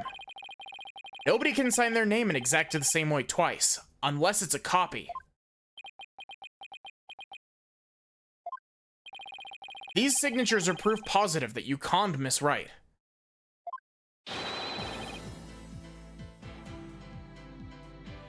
Gone, bald. And they definitively prove your malicious intent. Hey, not bad, lawyer guy. Now you had it in you. It's really getting interesting now. It'll get great ratings for sure. Don't try to dodge the issue, Mr. Rettens. Fact is that you bear ill will against my client. So the show footage was definitely edited with malicious intentions. Isn't that right? Objection. What a forced argument, defense. All you have really proven is not his ill will toward Miss Wright, but his pecuniary greed. That's right. I just wanted money, baby. That stacks of cheddar, that's all. After all, I'd never even crossed paths with Trucy before this magic show. I'd have absolutely no reason to bear her any ill will, right? Didn't bear her any ill will, huh? Bad chance. This guy definitely has some major hate for Trucy. We'll see. I'll dig up the dirt and expose the... Why are we flashing back to this? Apollo, why are you like this? Dark heart behind that sweet smile. Memory magicians. Yeah. Apollo, stop flashing back. Can't prove it with anything, but the things he said all point to that fact. There must be something between the two of them that gave birth to this grudge. Some sort of connection that not even Trucy is aware of.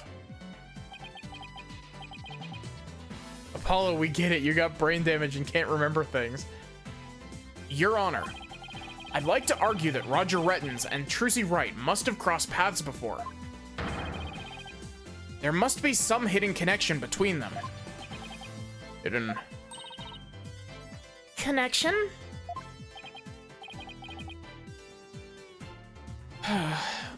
What is it now? So what are you getting at, Mr. Justice? It is futile to even ask, Your Honor. Surely it's just another one of the defense's feckless claims. Objection! You don't seem to have a very high opinion of me. But once you hear my argument, you'll wish you'd taken me a whole lot more seriously. Will I really? Well then, or very well then, do proceed. Did you figure something out, Apollo? Nope, not a thing. What? It was just some good old-fashioned bluffing, courtesy of Mr. Wright's fine training. I hope you know what you're doing. If you're going to make such a bold claim, Mr. Justice, I hope you're ready to elaborate. What is this hidden connection between the defendant and Roger Rettens?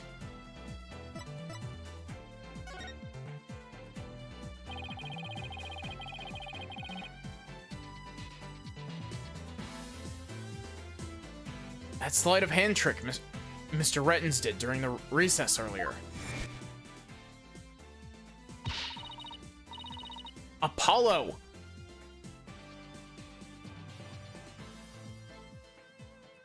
Apollo, get out of your mind palace. Filming is prohibited inside the courthouse. Do you want me to get the bailiff? Filming? What are you talking about? Don't even have a camera on me.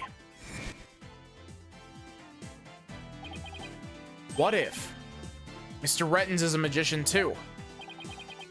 What if? I believe it's up to the defense to fill in the blanks, not me.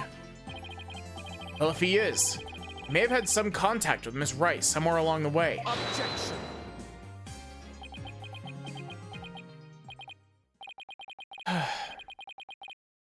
Your argument is hardly worth responding to. But by all means, please do continue.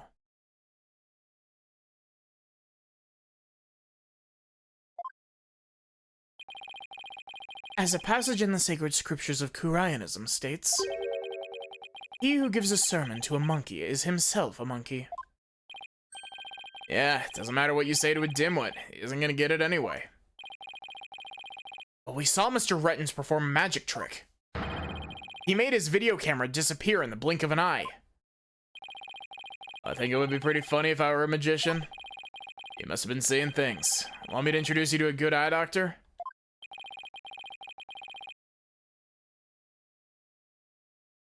Present evidence, discombobulate. If a connection as tenuous as that is all it takes, then every magician in the country could potentially bear ill will toward the accused.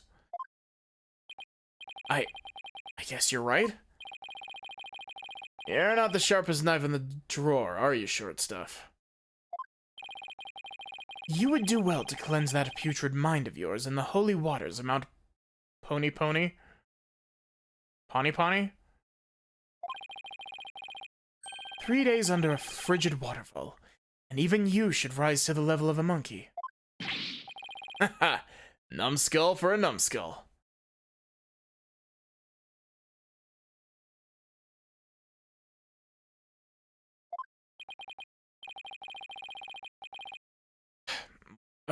Well, this numbskull is thick skinned, so there. I think I get what they're driving at.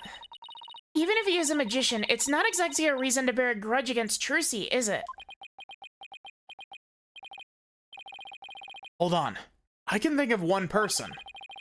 One magician who has a reason to bear a grudge against Trucy.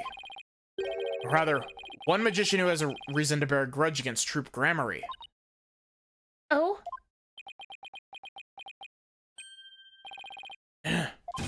No way! Something wrong, Mr. Justice.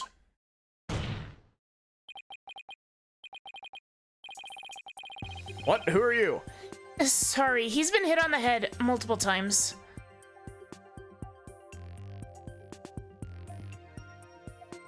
To be fair, Sachi, the duck face from Apollo is based off of one of his sprites from Apollo Justice.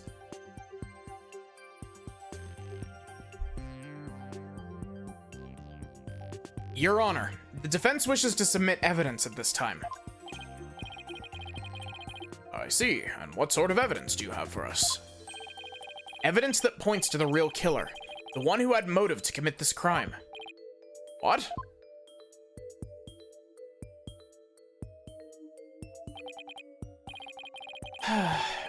And what have you come up with this time, defense? Trucy Wright is the sole heir to Troop Gramarye and its name. This puts her square in the crosshairs of one particular magician.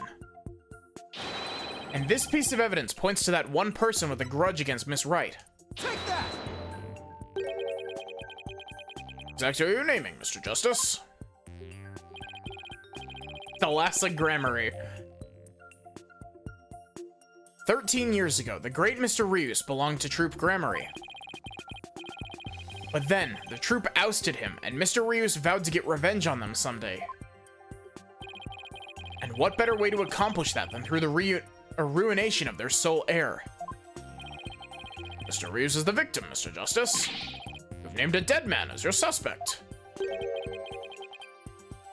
But is he really dead?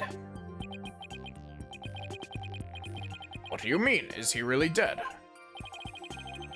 If the fact that Mr. Rius is the victim is what's throwing you off, then how about we consider this possibility? What if the man who died on that stage yesterday wasn't Mr. Rius? Also, I called this as well.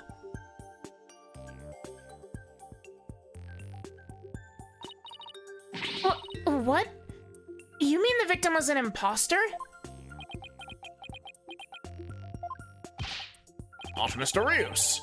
Then what about the real Mr. Rius? I mean, the real Mr. Rius is still alive. That is absurd. The victim was... Your Honor, the victim was sus. Mr. Justice, who is the meal...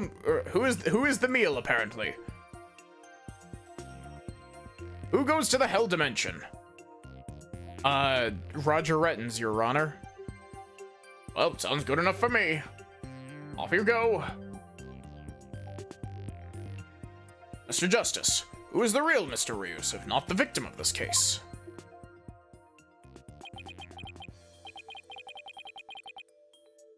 It's all coming together now. Finally see the gimmick, the trick to this entire case.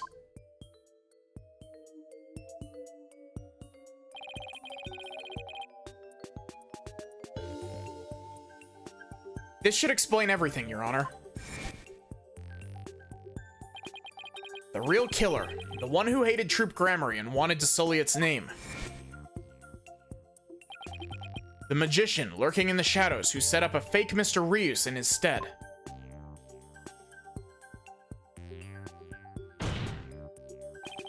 The real Mr. Rios, Roger Rettens. Take that! But that's... Yes, yes it is. Roger Rettens is the real Mr. Rios. What? Him? Objection!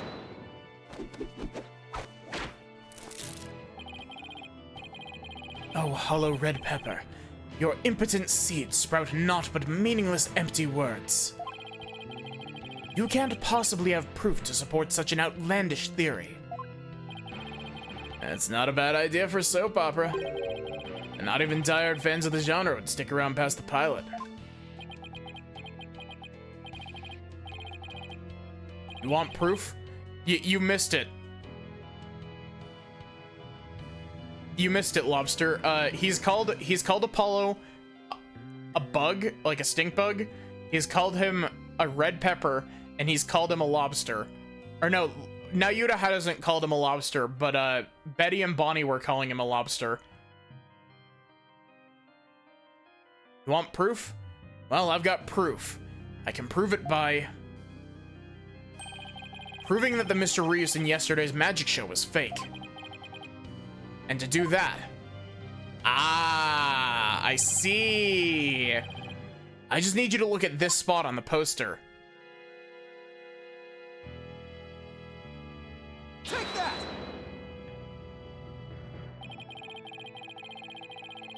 The lobsters are good? They are. That's why they were calling Apollo Lobster. This is the injury Mr. Rios sustained while practicing a magic trick 13 years ago. However, the video that the victim shot of himself shows no trace of that injury. Oh my, you're absolutely right. Now, Mr. Rettens, what do you suppose we'd find if we took a look at your right forearm? Is there by chance a nasty 13-year-old scar under that sleeve of yours?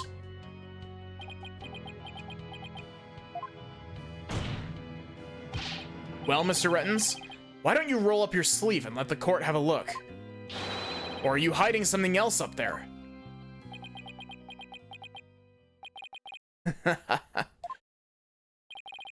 On now, I have nothing up my sleeve. I don't need to hide anything up there. I require no tricks or gimmicks. But you see, my magic is the real deal.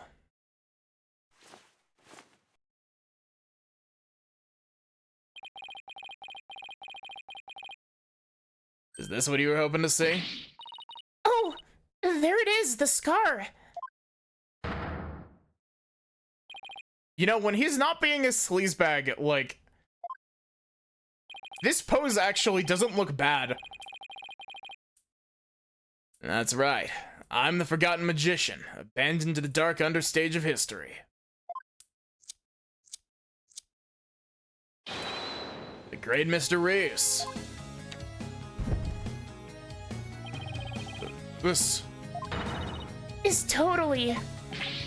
absurd.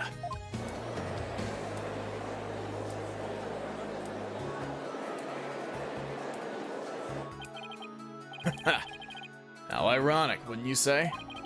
This odious mark, carved into me by Troop Gramarye, will bring me back into the limelight once more. Strange are the karmic threads before me. If the witness is the real Mr. Rius, then who is the victim that perished in the magic show? He was but a fan. I met him on one of my programs several years ago. He said he'd become a magician out of admiration for the great Mr. Rius. In confidence, I told him my true identity and let him take on my mantle. When did this man take over for you? About 2 years ago. Taught him my tricks and even acted as his producer. So a mere amateur became a popular magician overnight. Courtesy of my magic, on the stage we call television. Hope you enjoyed the show. Really had us all fooled. Mr. Rettens, or should I say Mr. Rius.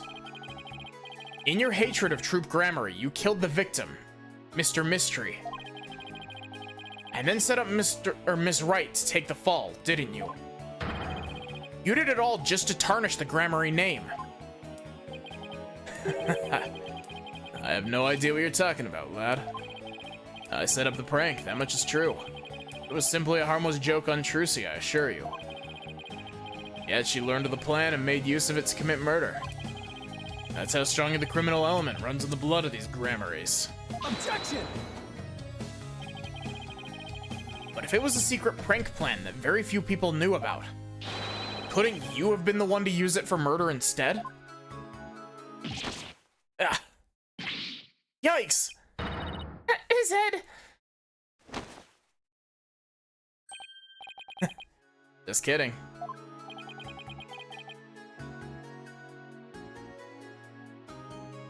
Yeah, it's Man of Mystery, Rosie. What the heck was that? Eat my words, lawyer lad, or I fear your grasp on reality is slipping. I do believe I told you my magic is real. Always neither tricks or gimmicks. Enough with the ambiguity. Why don't you make your point already? My alibi is pristine as ever. Can you agree, Prosecutor Sadmati? Yes, I suppose that is correct. Witness does have a solid alibi. What?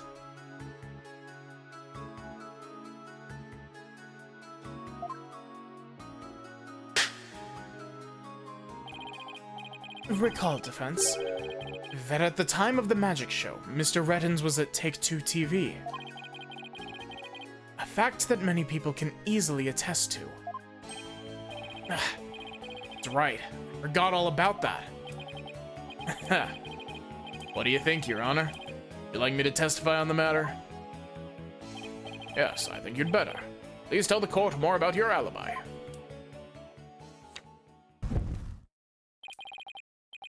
Very well then, on with the show. You watching, Magnific Gramarye? Time has finally come for my magic to snuff out your precious pedigree. Gramarye line will be no more.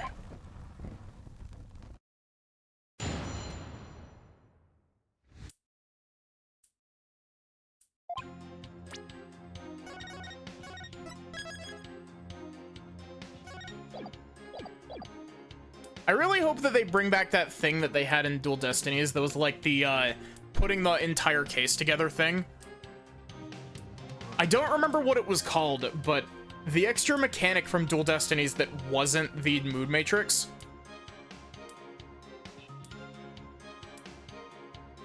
I really liked the idea of that.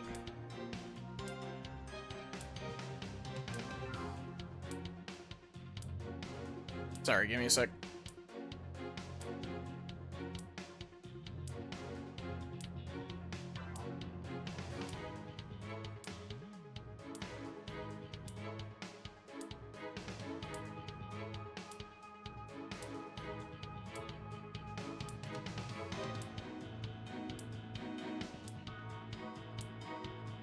Gosh, Lobster Monster Hunter is really good. I was at the TV station at the time of the Penrose performance.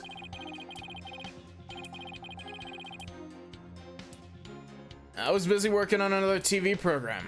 I could spare no time for the magic show. What? Or do ask my staff if you doubt my claim. There it is. Simple and perfect alibi. No tricks, no gimmicks, just the truth. Wilds is so much good. It's so good, I love it.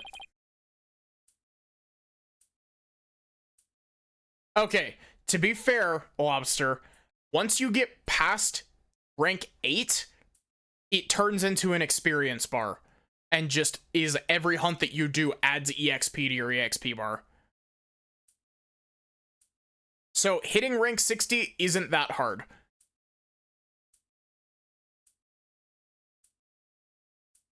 I'm sitting, I think I'm sitting at 25 currently. You understand now, perhaps? I didn't grace the theater with my presence until after the incident. How could I have committed the murder? Staff did say he was there at the station. Sure does sound like a rock-solid alibi. But that can't be right. If Mr. Rettens is the killer, he'd have to have been at the theater. Gotta be a hole somewhere in this story. I assure you, there are no holes on Mr. Reeves' stage. No tricks, no gimmicks. Your magic doesn't need trapdoors to escape through. I do enjoy my show to the fullest. My real alibi.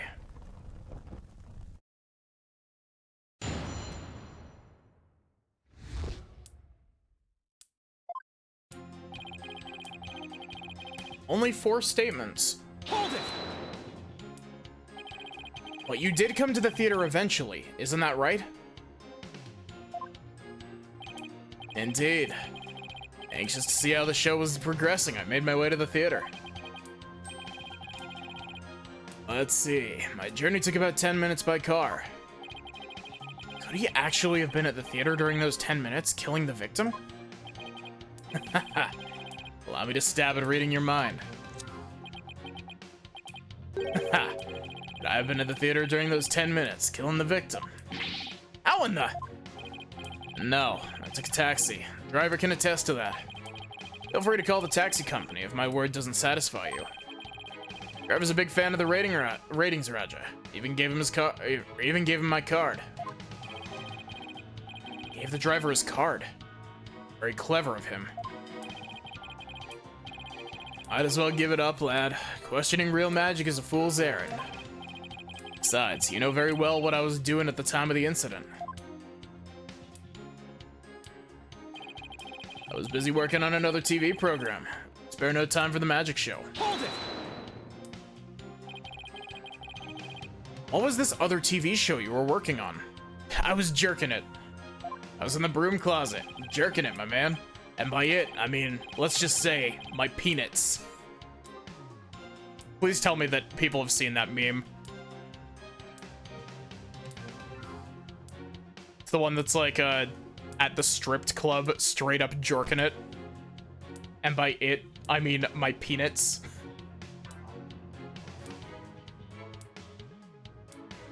My own special project. You see, one moment. Perhaps this is more appropriate. It's Ratings Raja's special production. Hang loose, baby. It's called Desperation Regeneration. Switch personas just to say that? What's the show about? Washed up, has-been singers and comedians get together to play musical chairs. Or the game's given a second chance at their career. Priceless prize for chumps who washed up too early in life. Sounds great, right? Might I suggest you appear on that show, Mr. Justice? As an ex-lawyer who used to make ridiculous bluffs in court and faded sadly into obscurity. And let the Ratings Raja produce my TV debut? Not in this lifetime.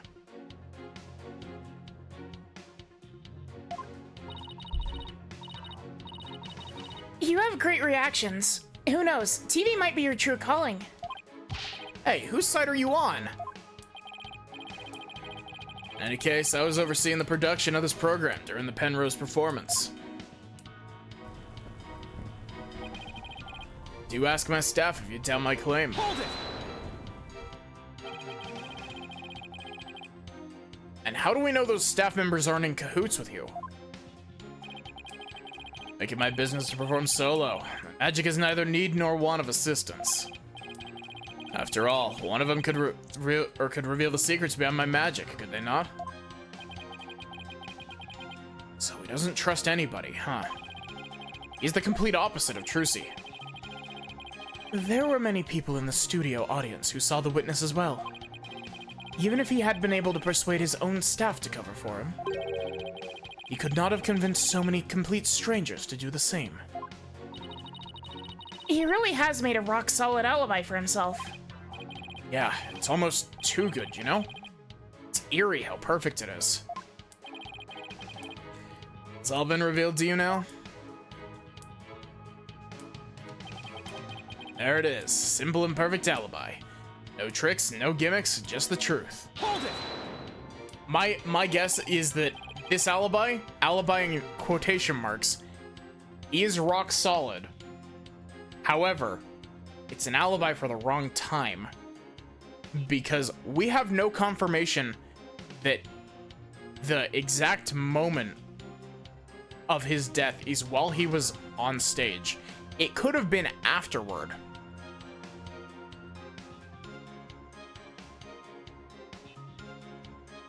I've got it. Do you have a brother? Brother that looks exactly like you, maybe? Again with the twins business? Think the audience will let you get away with using the same gimmick twice in a row? If you do not believe him, Defense, why not investigate for yourself? Though I'm sure your effort will prove to be thoroughly fruitless.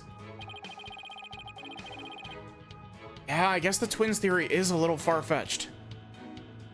Hi, Armia, how are you doing?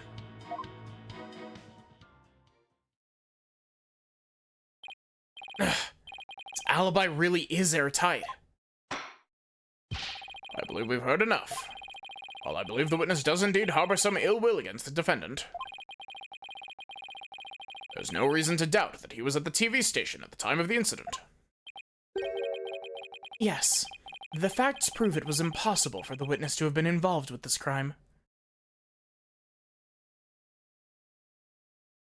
I'm feeling the EP, but otherwise I'm doing pretty good.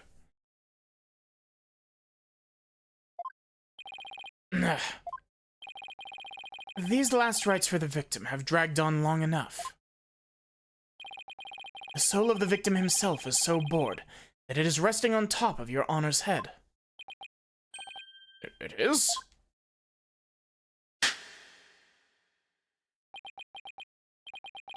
The time has come.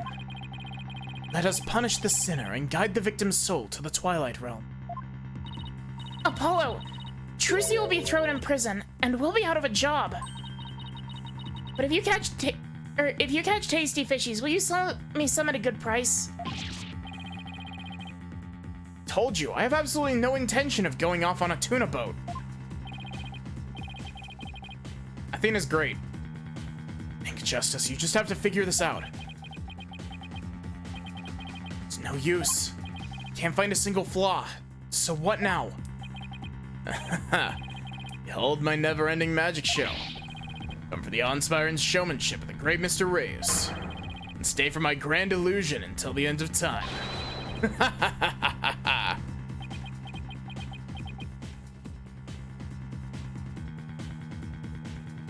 Okay, I've been putting it off because I just haven't figured out how I want to do it.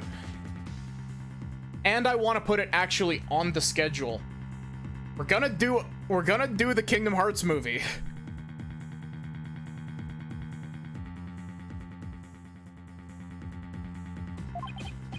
Wait, is he saying that we're still trapped in some sort of illusion of his? That's what professional magicians do. They make their audience see something that isn't really there. In other words, you make us see illusions, right? We call it misdirection. While we keep you busy believing one thing, we're busy making something else happen. What we say there really isn't, and what we say isn't there actually is.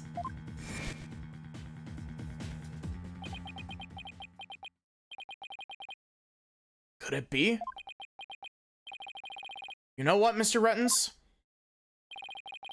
I guess we have all been spectators to the elaborate illusion you've prepared for us. An illusion that subtly turned our attention towards something you wanted us to see. What are you going on about, lad? Have you got something, Apollo? I just remembered something Trucy said about misdirection. What a magician says is there really isn't, and what they say isn't there actually is. If we've all been taken for a ride by Mr. Rettens' magic, then maybe he's made us see something that wasn't really there. It's time to rethink all of my assumptions about this case. What have we been made to believe was there or when it actually wasn't? What have we taken to be the absolute facts of this case?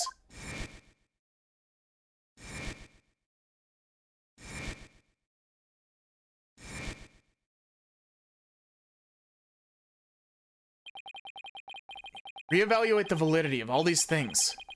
Just maybe. Athena. There's something uncanny about this case. Okay, what is it?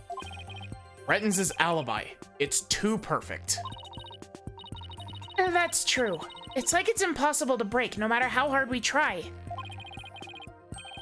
But maybe that's the trick. Maybe that's exactly what he wants us to think. I'm not following. We're not making any headway here because we've been so focused on breaking his alibi. Oh, I think I get it. You're saying that he's using misdirection on us, right? It's definitely a possibility. Would the defense care to share with everyone what it's discussing over there? Your Honor, we believe that if we were to reconsider a certain assumption, we may finally arrive at the truth. In fact, I think we'll even finally see who's hiding behind the curtain, so to speak. And what is the certain assumption you're thinking of? It's the one key assumption we've been taking for granted this whole time.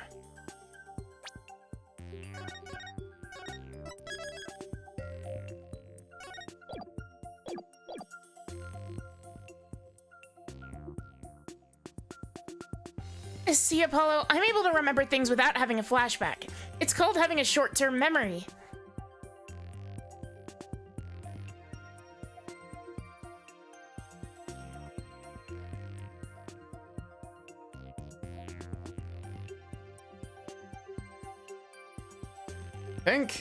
See, it could be the culprit is on scene. Because my current thought still is that the body got zipped up into the cushion because he has the harness on the back of him. And so what I think happened is that he got zipped up on the other side of the dragon line into the cushion and got like stabbed by something on the cushion that had been prepped previously. What if the culprit was somewhere other than the theater at the time of the crime? What if there was some way to commit the murder without actually being there? If that were the case, then Mr. Rettens' perfect alibi would become irrelevant. Objection. How could one person stab another to death with a sword without physically being there? Furthermore, we all saw what appears to be the culprit's shadow in the footage. Objection. Oh, couldn't we just as easily assume that the shadow does not belong to the culprit?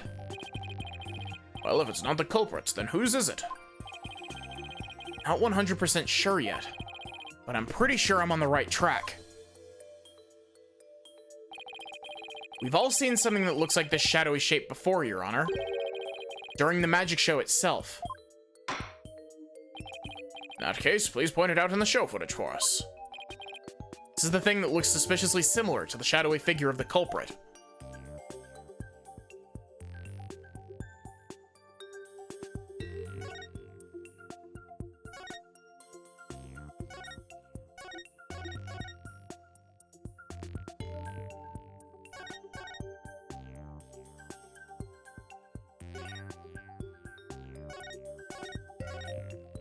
Oh, that was dumb.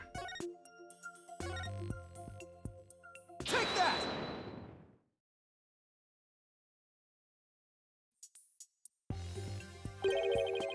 Doesn't this shadow resemble the suspicious shadowy figure? Now that you mention it, it does, doesn't it? Miss Wright, could you identify this shadow for the court? Let's see. I believe that's Mr. Hat's shadow. It's from when he's being pulled up to the stage on the catwalk, or to the catwalk overhead by wire. And could this shadow that's being shown later in the footage be Mr. Hat's too? No, that's not possible. After Mr. Hat was pulled up to the catwalk, he stayed up there. In other words, the second shadow is from some other figure being pulled up. Some other figure. I'm afraid you'll need to be more specific than that, Mr. Justice. That's right. We've come this far. I'll just have to figure it out from the clues I have on hand. What is the second shadow shown on the footage?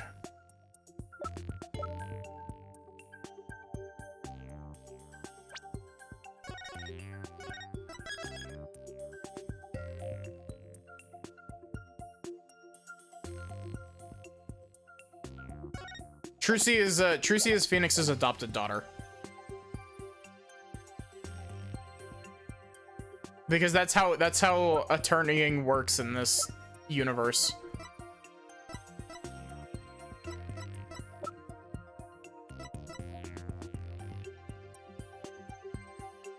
Take that! If we consider what was happening on the stage at the time, there's only one answer.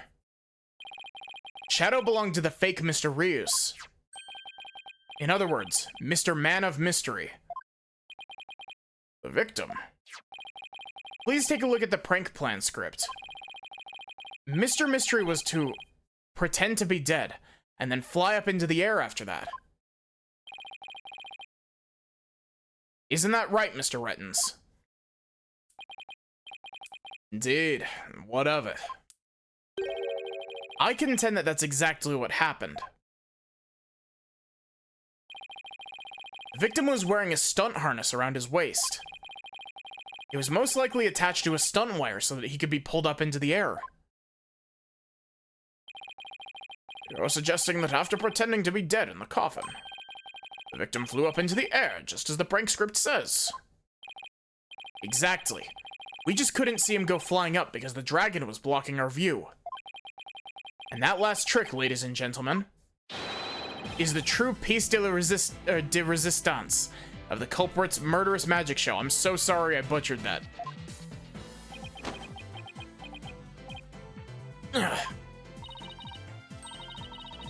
You're guilty until someone else is proved guilty. Real. Don't tell me, you've got it all figured out? Yes, I think so. We can just look beyond Mr. Rettens' last bit of misdirection. We should finally be able to see the real truth. Victim must have been pulled up to the catwalk, just like Mr. Hat, and hit the cushioning up there with considerable force. I just have to figure out what else happened up there at that time. You ready to elaborate, Mr. Justice? Yes, Your Honor, I'm ready. In that case, please answer me this.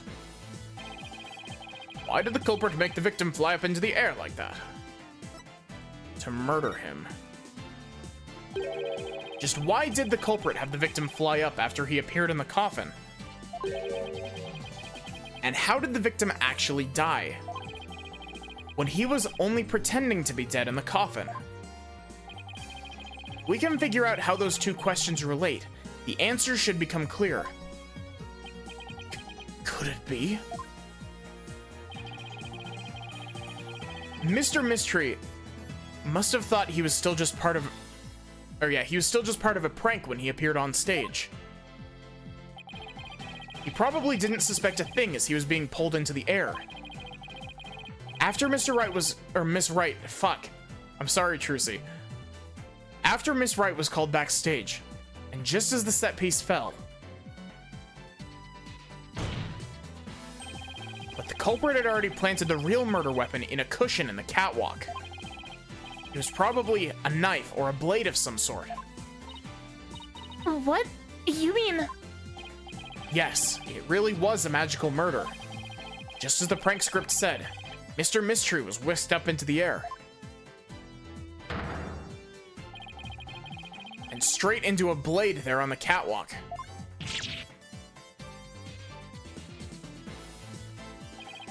In other words, this murder was committed remotely through the use of a magic trick. What? Remotely? Using this method, it wouldn't matter where Mr. Rettens was at the time of death.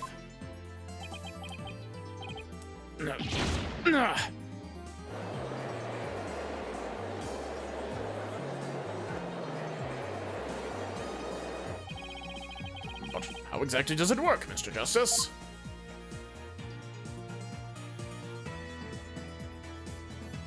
Three dimensions. Just before the murder occurred,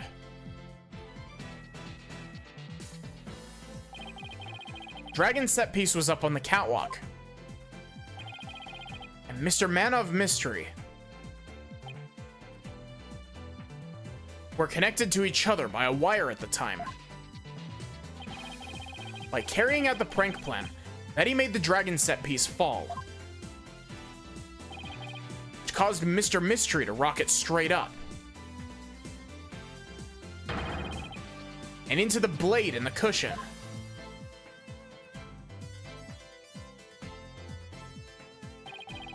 Cushion was high up enough to be hidden from the audience's view. That's why nobody saw the blade. Ugh. Oh, then that big gash in Mr. Hat's cape. Blade must have been set up overhead sometime before the magic show. Mr. Hat must have been slashed by it too when he was pulled up to the cushion. I can't believe it. I had no idea. I was told that Trucy would freak out if I made the set piece fall. That's the only reason I did it. You were used, Betty. Roger Retton used you. Retton? I thought he was my little puppet to boss around, but it was the other way around. That was the wrong voice, I just realized. Want to know who comes up with these? I love the scenario writing of Ace Attorney. It's great.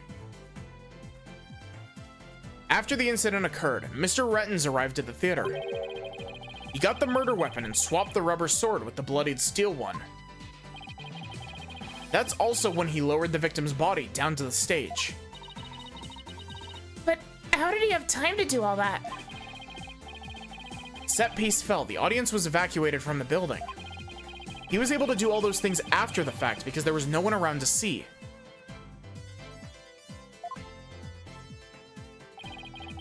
Horrific murder, camouflaged by a spectacular magic show. That sounds like the kind of murder only a magician could pull off. As long as the show proceeded as it was scripted, Mr. Mystery was doomed to die. That's why it was you, Mr. Rettens, who killed the victim, all the way from the TV station. This prank plan, or should I say murder plan, proves your murderous intent.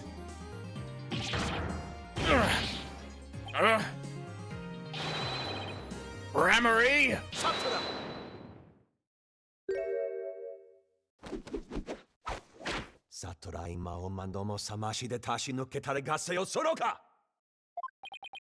Enough. You dim-witted, ignorant, imbecilic, putrid red pepper. Can't possibly have a counter-argument to make. Talk about not knowing when to let it go and move on. Do you have a rebuttal or something, Prosecutor Sadmati?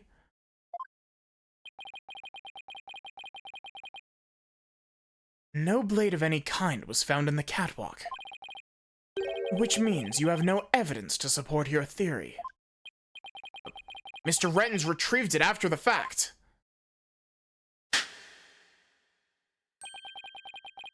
Which still leaves you with no way to prove your wildly fantastic remote murder theory. But without proof, does it not make more sense to believe that the murder was committed there on the stage? That's where the bloodstained sword was found after all. That's a very good point. Then why don't we check that sword, Ayuda? As the only person who could have committed the crime there on that stage, Trucy Wright remains the prime suspect. No. It would appear that what you call truth is little more than a cheap parlor trick. In the end, you've done nothing to prove the accused's innocence. It is time at last to let it go and move on.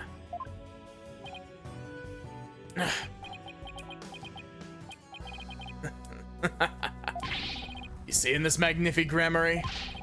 My magic is exacting punishment on your granddaughter. Gramarye name is done for. Apollo, we need to hit them with a decisive piece of evidence here. I know, that's just what I was thinking. Mr. Justice, do you or don't you have anything? Prove that the witness committed this remote murder you proposed. Of course I do, Your Honor.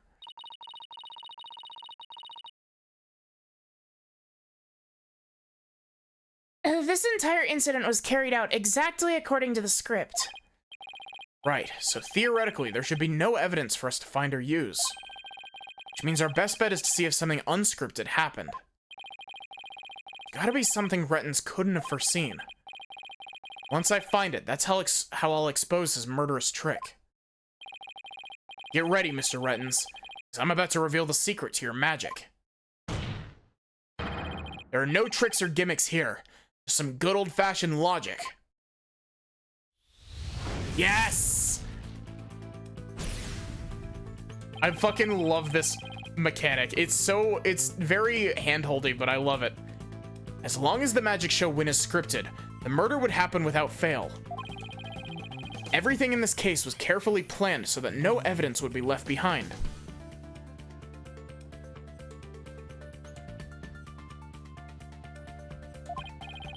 Ugh, I got crap in my eye. Still, one thing happened that definitely wasn't in the plan. Well, part of the magic show wasn't a part of the show's original script. Bonnie's mistake.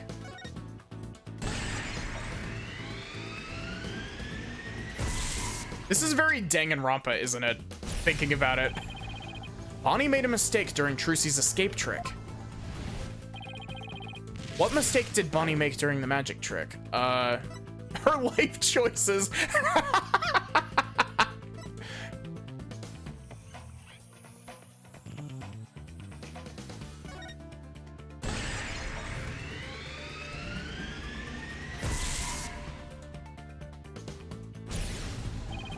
As Bonnie placed Mr. Hat to the right of the coffin instead of to the left, Trucy had to reappear on the side of the coffin opposite to the one in the show's script. But the culprit didn't know that when he first arrived at the theater, which means he was bound to make a slip-up when he tampered with the crime scene. Which part of the culprit's cover-up attempt was affected by Trucy's new position?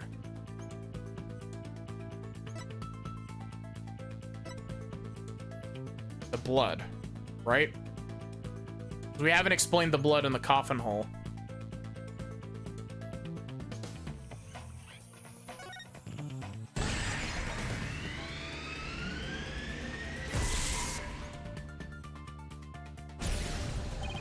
Me and Trucy had appeared on the left. The culprit must have put the blood on the left hole. But the blood was eventually discovered in the right hole during the police investigation. The killer had originally put the blood on the left side. That means he must have tampered with the scene again afterward to make it line up with the facts. To make this crime scene consistent with the facts, the culprit must have swapped the coffin sides.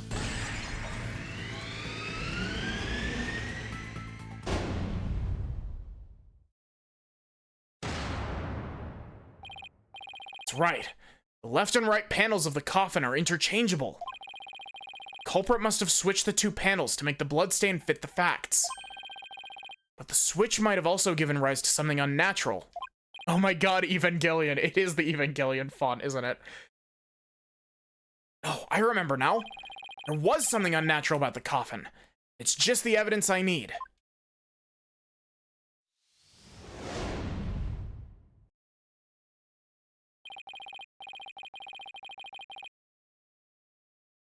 Sorry, Mr. Rettens, but I have some very conclusive proof of your guilt. Another bluff, is it? No way you have anything of the kind. My magic is real, no trick. No, there are tricks and gimmicks to it, just like any other illusion. What? After the murder, you switched to the left and right panels of the coffin, didn't you?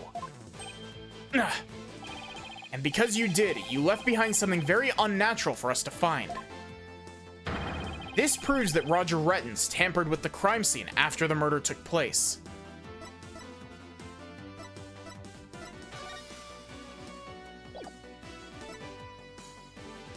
I actually don't know what it's telling me to do here.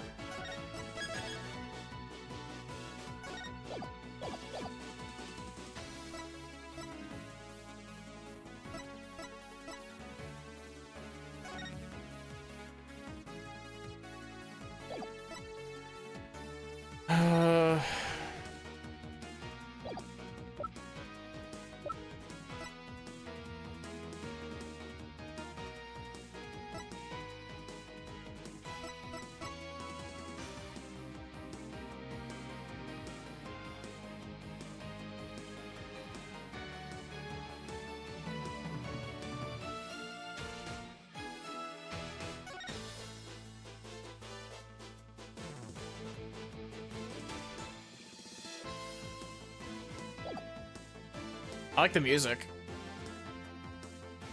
Oh, this is a head scratcher, yeah.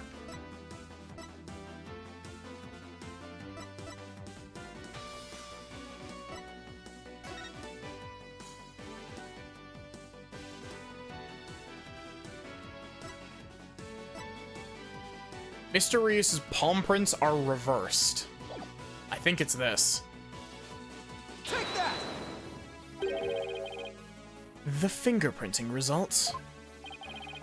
What about the fingerprints is unnatural? Let's take a look at the prints the victim left inside the coffin, shall we? If the victim was facing forward in the coffin, his prints should have looked like this. However, what we found was they were facing the opposite direction. It's quite unnatural for the prints to be facing this way, wouldn't you agree?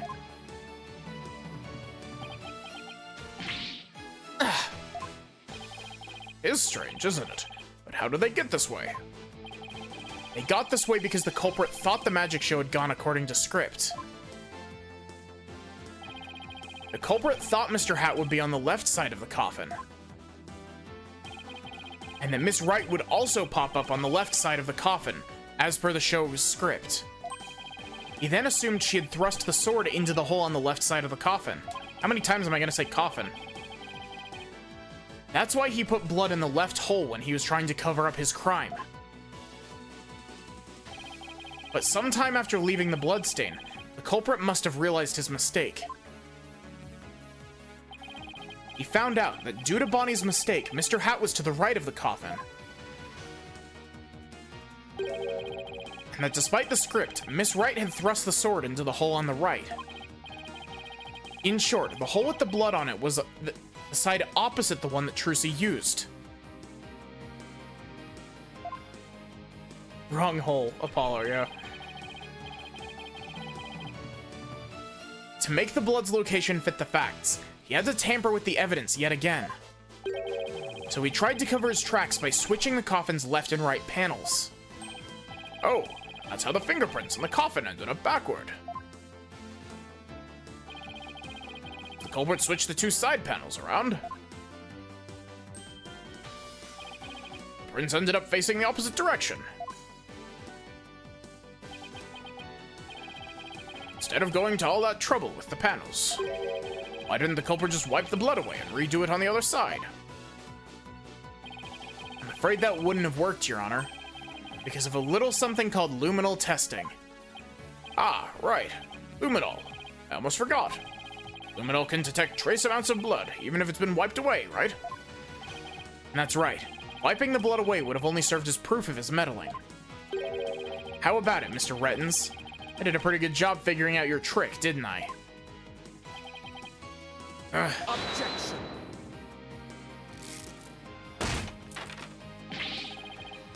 Trucy Wright could have done the same just as easily. You have no proof that it was this witness who tampered with the evidence. Objection. Ah, but I do have proof. What? A person who was in the magic show would never have made the mistake of putting the blood on the wrong side. Least of all Miss Wright, who surely would have remembered she was on the other side. Oh my, you're absolutely right. Why, you impudent. I'm sure you've realized by now, Prosecutor Sadmati, that your claim that Miss Wright was the culprit just doesn't add up. Or hold up. You and the accused are most certainly... Really? Miss Wright and I? Because I think you're the one with the ticket there trying to convict an innocent girl.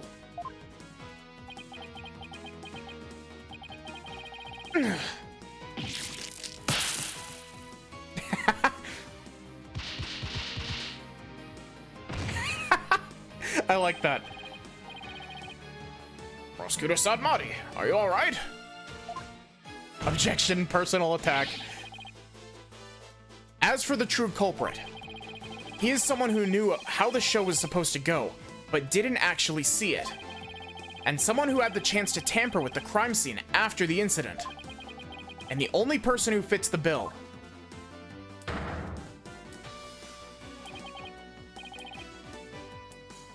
Is you, Roger Rettens. Wow, how did I misread is as?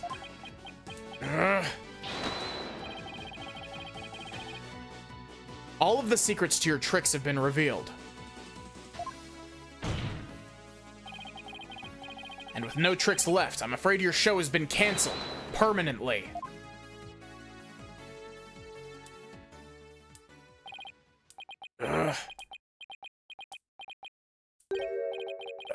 All of my secrets have been revealed, you say? Huh.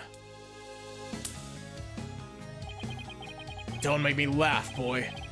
Mine is the true real magic. There are no secrets to reveal. Behold, ladies and gentlemen, the true power of the great Mr. Rios. Witness a magic far greater than Troop Gramarye's. Burn! Crumble! All to my furious flames. Great Mr. Rios will bring an end to you all. And now for the final heir to the Gramarye name. Right here, right now, you too shall burn. Huh? No, this isn't right.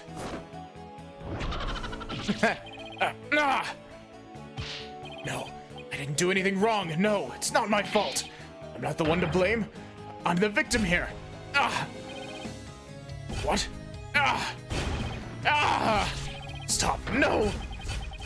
I love fucking breakdowns in these games. Curse you, Gramarye.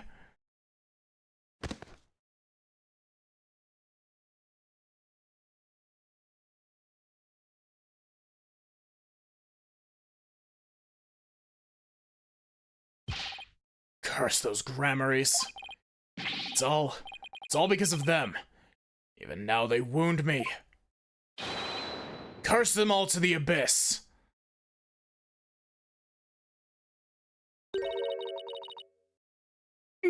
Do you really hate us that much?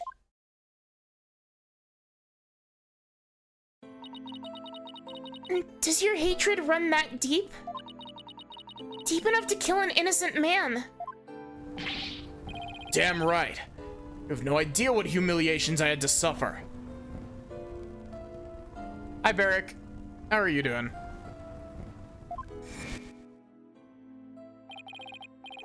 Grandfather, Magnific Gramarye, kicked me out after I got hurt practicing my magic.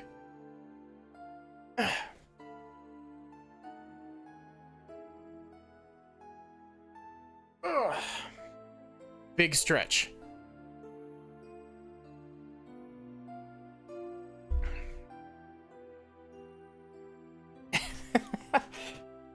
I'm magic, don't you know?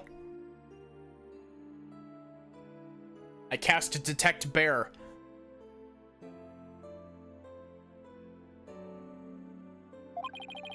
Said I was too unskilled. That I would mess up on stage. Drew me out of the troupe just because he was worried about his own reputation.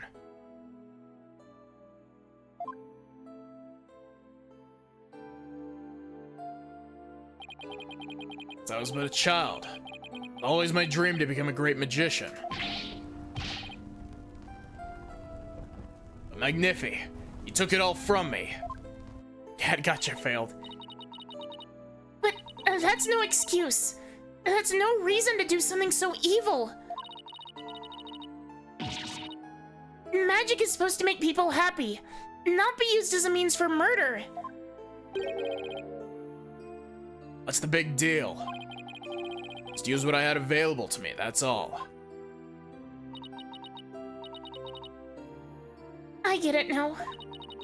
That attitude toward magic is why my grandfather kicked you out. You don't deserve to call yourself a magician.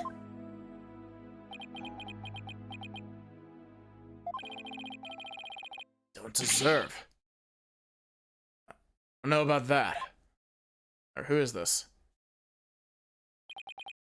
After all, you were completely taken in by my magic, were you not? If not for that lawyer over there, you would be on your way to prison as we speak. You're right. I didn't see you through your tricks. You see? So in the end, Troupe Gramarye was defeated by the great Mr. Rius.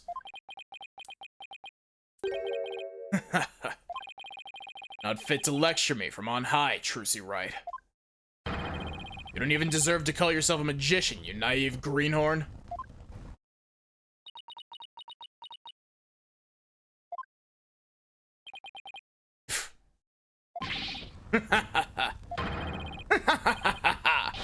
Take that, Gramarye, you lose.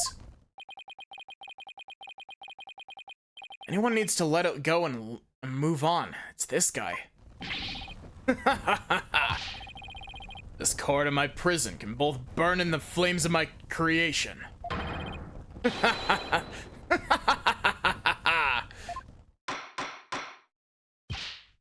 Liv, take Mr. Rettens away. And bring a fire extinguisher, just to be safe. That's a threat. Looks like we've reached the end. I feel as though I've been watching a grand magic show. It's close, but we just barely made it through somehow. This dipshit's literally trying to be like, I have moral superiority to you because I do better card tricks.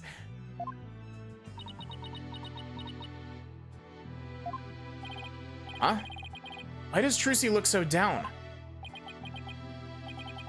That's right. Yes, Your Honor? I'm about to announce my verdict. I see that wonderful smile of yours. That smile of a true entertainer, as I do. Yes, Your Honor.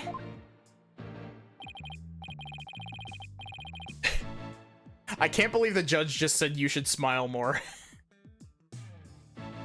Now then, this court finds the defendant, Trucy Wright, not guilty. Gumshoe, confetti.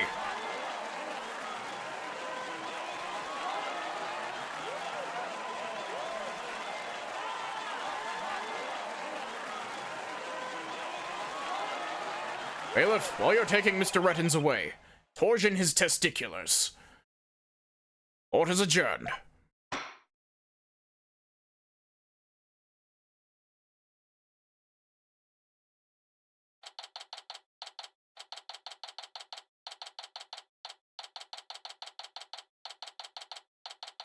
Bailiff, rotate this man's balls 1,080 degrees. Gumshoe, canned laughter, please. Heartwarming judge affirms trans woman by misogynistically telling her to smile more. Also, I gotta point out, it is very, like... I really wish that they had told fucking Rettins. Like, I wish that Trucy and Apollo knew that they were siblings. Because I wish that we could have seen the look on Roger Rettins' face as Apollo told Rettins that he is also, like, a Gramarye. Thank you for everything, Polly. Oh god. Athena. Oh, Trucy. Grazia Dio? I have no idea. Now you can open your show tomorrow, just as planned. Yep, and it's all thanks to you two. Oh, but now that Mr. Rios is gone, I'll need to find somebody to replace him.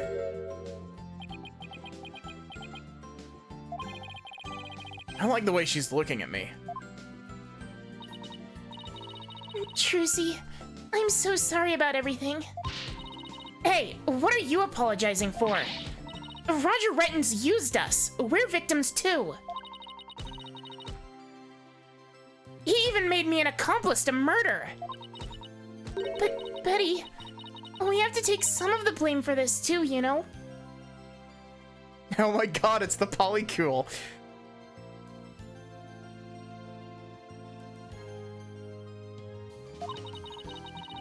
Even if we didn't know he was planning to kill Mr. Mystery, we did cooperate with him. It's all my fault, isn't it? Neither one of you is to blame.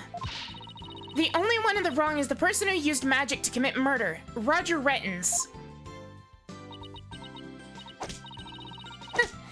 Don't you think I know that? Say what you want, but don't think for a minute or a second that I don't still hate you. Ugh.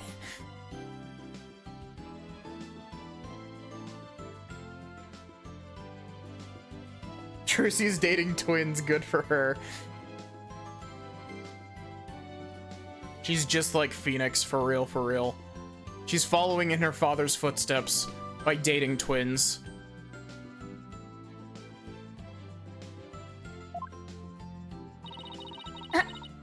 I guess she really does hate me. But, Betty, why? You used to be such a huge fan of Trucy's. Hey, shut up! I've always hated her. Don't you think that a second I still hate, second I hate you? I still fucked it up, even reading it off of your chat message, Barrick.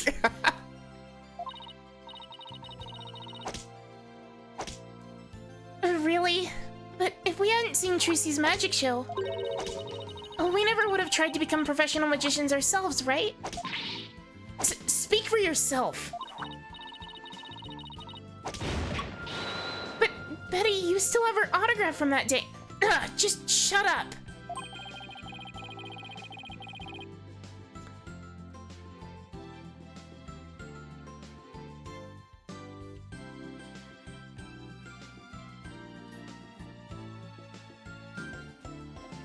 Case 1 and 3, Sachi. It's Juniper Woods. She acting that way this whole time because she secretly loves Trucy? Oh, Trucy. Never knew that being the best could be so tough. Come on, Bonnie, we're leaving. We have to get ready for tomorrow's show. You're really excited about performing with Trucy again, aren't you? That's not true, so zip it, dummy.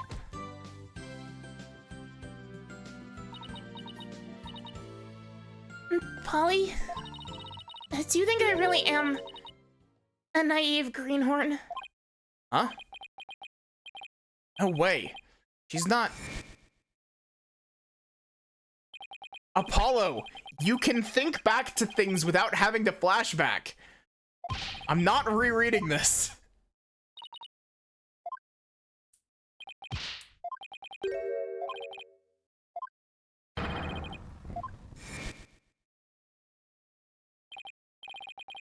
Trucy, don't tell me you're taking what Retin said to heart.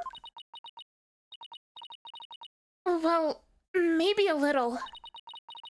I didn't see through his tricks, and I let myself get taken in by his magic. I can't trust myself anymore. Maybe he was right to call me a greenhorn. You shouldn't take stock in his words. He doesn't even know the first thing about you. Huh? You're a wonderful Gramarye magician. You should be proud of yourself. Thank you, Apollo. But what makes you say that? Just... confidence.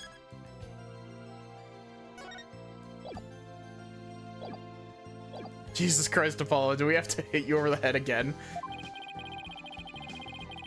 I know you're a wonderful Gramarye magician because of this. Take that! My grandfather's notebook? Gramarye Creed.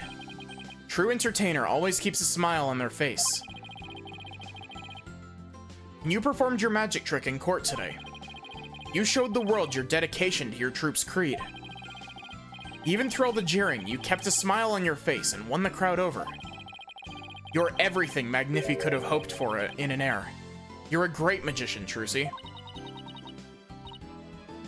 A great magician? Me? You really are. That's why you don't have to worry about what Retin said. Oh, Polly. Thank you. Still, I couldn't have done it without you. I would have lost my nerve if I'd been alone up there. Why didn't you use the revives on the murder victim, Trucy? She's always carrying at least 5 of them on her person at all times. But I was able to keep on smiling because of you. Me? I remembered what you said to me in the detention center. After all, okay. Okay, this one is a little bit more warranted than the last one, but still, Apollo. After all, you're sure you swapped the swords, right? Yes, I remembered doing it. I just know it wasn't your fault, Trucy. But how can you say that? We don't have any proof it wasn't me. I mean, I know you're a great lawyer, Polly, but... I believe in you, Trucy. And I believe in your skills as a professional magician. So I'm going to prove your innocence. Don't worry, you're going to be fine.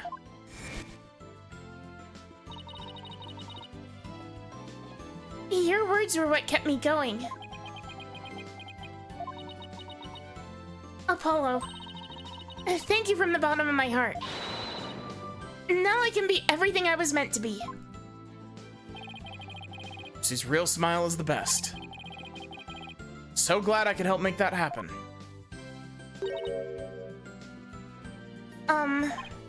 Emma? I'm really sorry, Trucy, for everything. But why? Well, I wasn't able to convince Prosecutor Sadmati what a good person you are.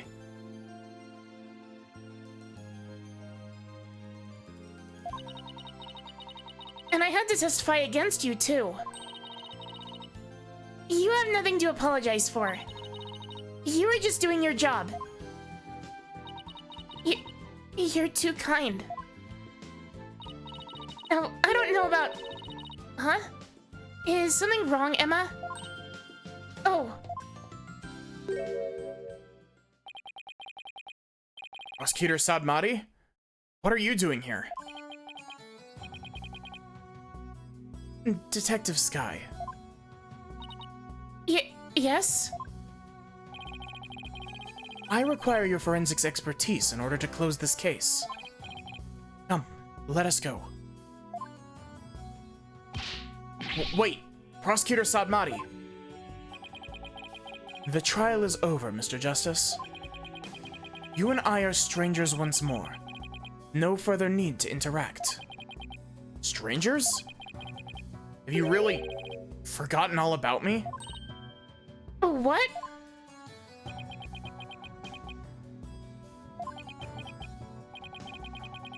You've really changed, Nayuta. Telling me to let it go and stuff. What happened to you? Oh, lawyer of impure soul. I have nothing to say to the likes of you. Are you serious, Nayuta? Now, if you will excuse me.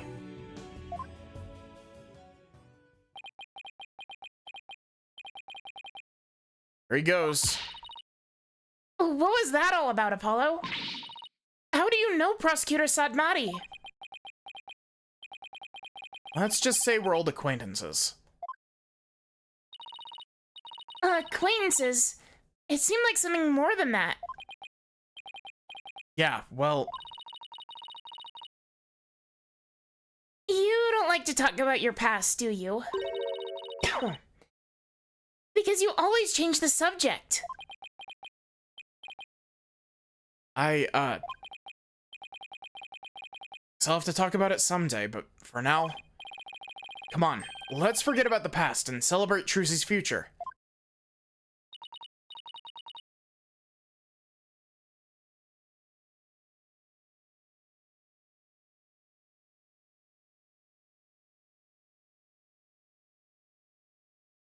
Sure, if you say so.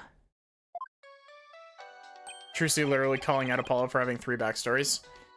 Hey, it's Mr. Wright. Put him on speakerphone, Apollo.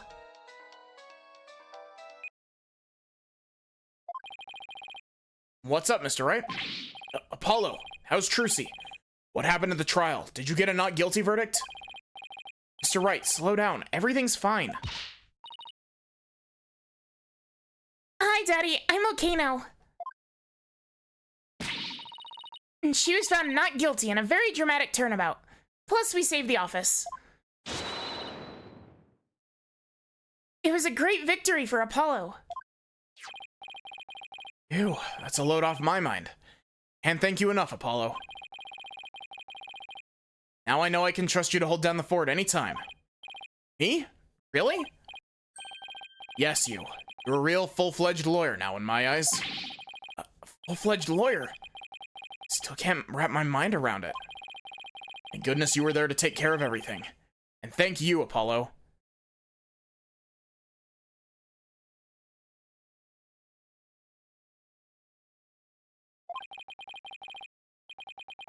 No need to go that far, boss. Especially not in front of everyone. Oh, and by the way, I won't be able to make it to tomorrow's show, so I was hoping you could go. You'll do that for me, won't you? Of course! I wouldn't miss it for the world.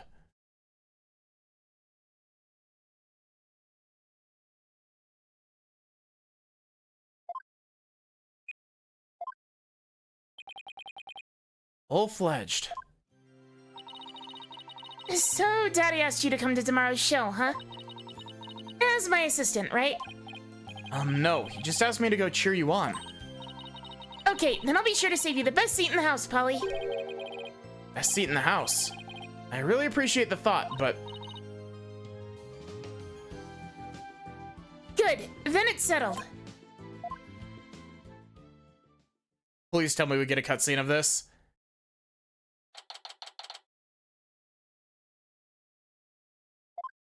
Objection! I should have known.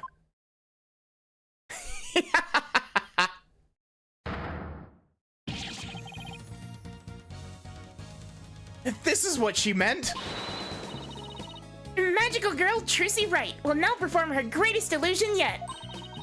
There are no tricks or gimmicks here, ladies and gentlemen. This is real magic. Wait a minute, you're kidding me, right? There is a trick or gimmick, right? I'm too young to die. Now then, Mr. Hat, you know what to do with that sword. No, wait, stop, no! And that is how Trucy and Gramarlyland ended on a rousing high note. With a big round of applause and Polly's ear-splitting screams. What kind of an ending is that?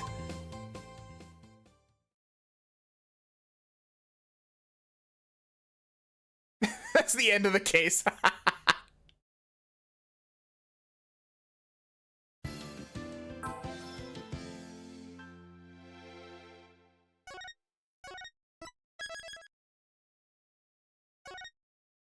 The Rite of Turnabout.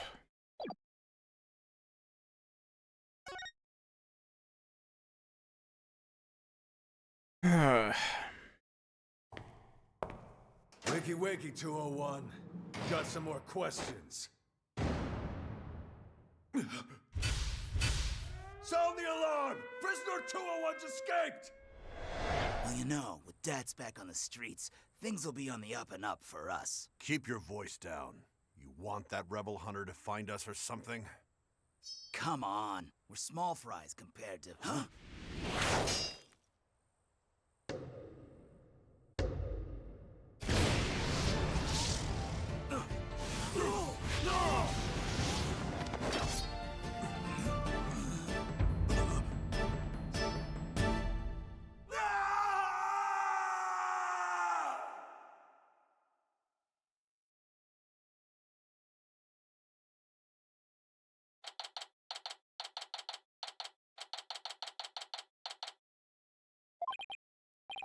Ah, another fine day in the kingdom of Khura'in.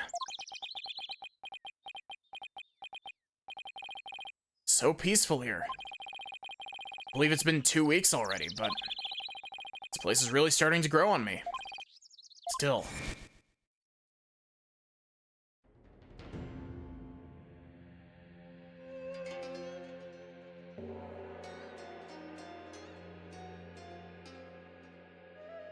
Look at fucking Rafa. Sure was a rough start. Now, to do what I came here to do. Smiley face. To see Maya. Long ascetic training is finally coming to an end. Or it does. She said something about one last rite she has to perform today. Oh my god. Maya's gonna be the fucking... She's gonna be the accused in this case. I swear to God, it's gonna be Maya gets accused of murder again, isn't it?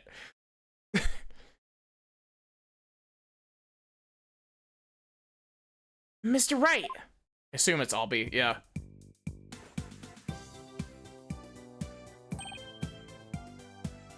Hapiraki. Hey, Albie. Hapiraki. Oh, you've mastered the traditional greeting of Khura'in.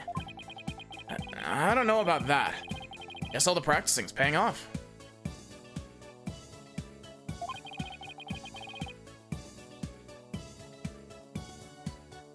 Have you gotten used to life at the temple?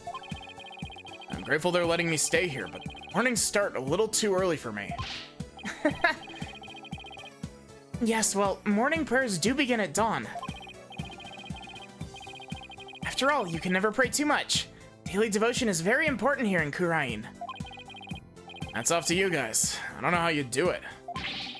And today's a special day, full of even more prayer than usual. There's nothing better in this world than being able to pray to your heart's content. I can think of a few things I'd rather do. So what makes today so special anyway? You mean you don't know? Today's the purification rite. It's only performed once a year. That's what Maya must have been talking about on the phone yesterday. Wonder what her role in it is. So what exactly is Maya going to be doing for this purification rite?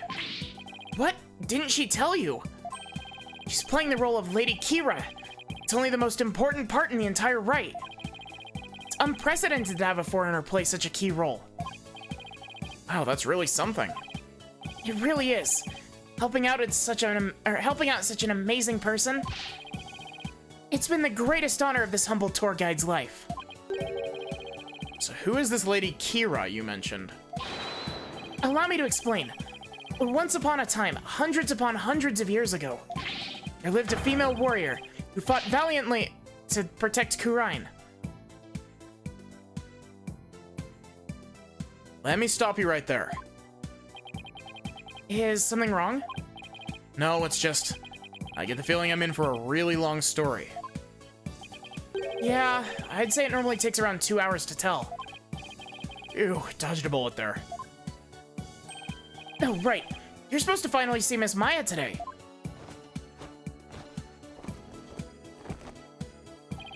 Story can wait then. In the meantime, you can read up on the right with this. English guidebook? Where'd you dig this up from? I found it just lying there in the temple library. I figured no one's using it, so I borrowed it. Hey, this book belongs to Maya. See, there's her name on the back. So there's no harm in keeping this for a while, then.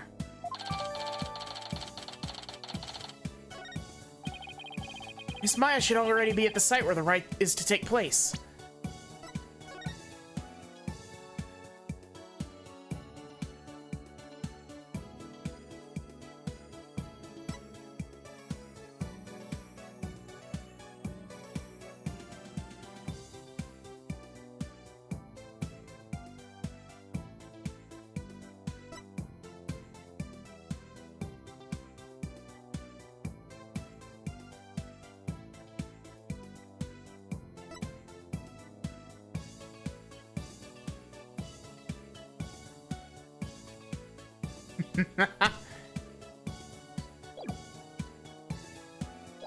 I like Maya's little note at the end. Yeah, the puppy is very cute. Let's go to the Plaza of Devotion. Wonder if Maya's matured any since I last saw her. It's on a mountaintop, so it might get a little cold though. I think I can handle it. I want to see Maya.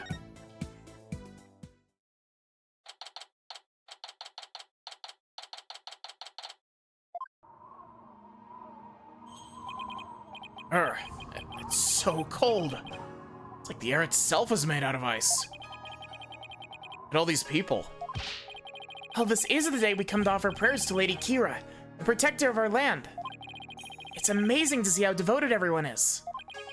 Devoted. Right. Couldn't they just as easily do all this praying someplace warmer? This too is a part of our religious training. It helps us build strength of spirit and willpower. Further up at the end of those stairs is the inner sanctum.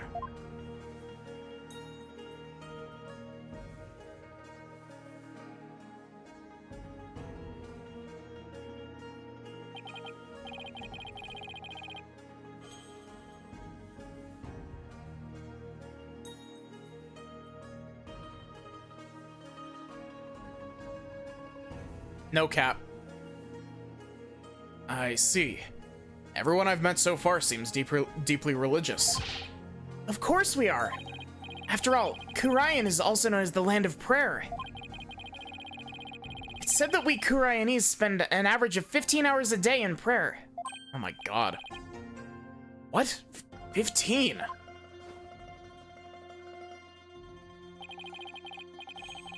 From the moment we wake to the moment we fall asleep, our hearts are always in prayer. You see all the square flags around here? They're known as prayer flags.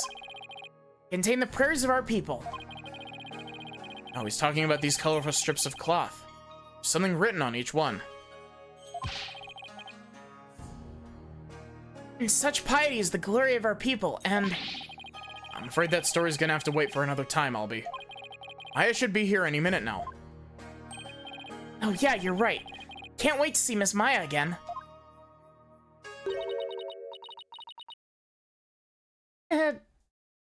Pardon me, O noble traveler.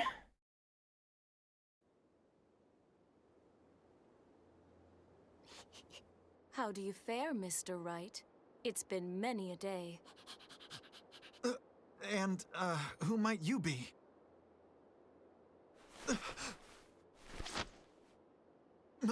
Maya? Miss Maya, Happiraki. Happiraki, Albie. And you, Mr. Wright. May the Holy Mother guide you on your journey. Oh, thanks.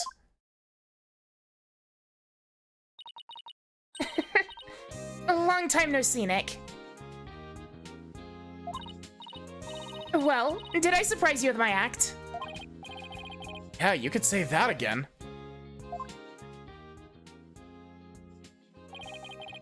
This is Maya Fey.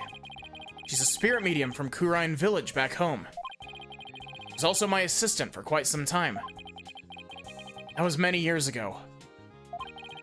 Her ability to channel spirits saved me more times than I can count. I sure miss those days. It was a ton of fun being the real boss of Wright & Co. law offices. Now she's here training to be the leader of Khura'in Village and the master of her craft. Apparently to become the master of the Khura'in channeling technique. I have to train here in Khura'in. However, I hate that these two things are so similar, since this is where the technique originated. Didn't I sound just like a pious nun when you saw me just now? Too bad that's about all I learned from all the training I did. You haven't changed a bit, Maya. Huh? And what's that supposed to mean? May look a little more mature on the outside, but inside she's the same old Maya. I'm actually kind of glad for that. How old is Maya in this game? 28, wow.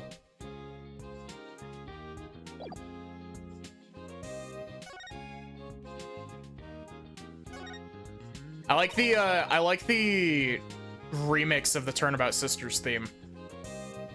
I heard what happened, Nick. You ended up in court almost as soon as you got off the plane, huh? Yeah, well, it's kind of a long story. I was the accused.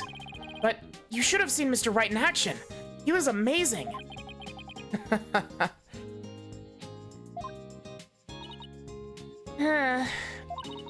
I bet it was another one of your famous seat of your pants come from behind wins, huh? Well, I was almost found guilty any number of times. Okay, so it wasn't my finest hour, so sue me. You haven't changed a bit either, Nick.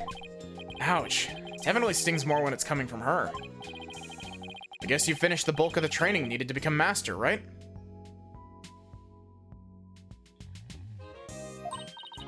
Oh, you mean the special meditation course for increasing spiritual power? Yep, I've completed the full 2 years. I can finally go home once I perform the purification rite today. Oh my god, she's gonna get accused of murder again! I could see it coming from a mile away, oh my god. Maya, look out for that. Look out for the oncoming train about to destroy your plans. Actually, I was wondering why they're having a foreigner conduct one of their sacred rites. Well, the High Priest's wife usually conducts it each year. But with her baby on the way, it's just more than she could handle. So the High Priest practically begged me to stand in for her this year. Well, you may not know all of their customs, but with your training, I'm sure you'll do great. You bet. Just you watch, Nick. I'm gonna be the best Lady Kira guardian deity ever. I'd better throw in a few prayers for things to not end in a flaming disaster then.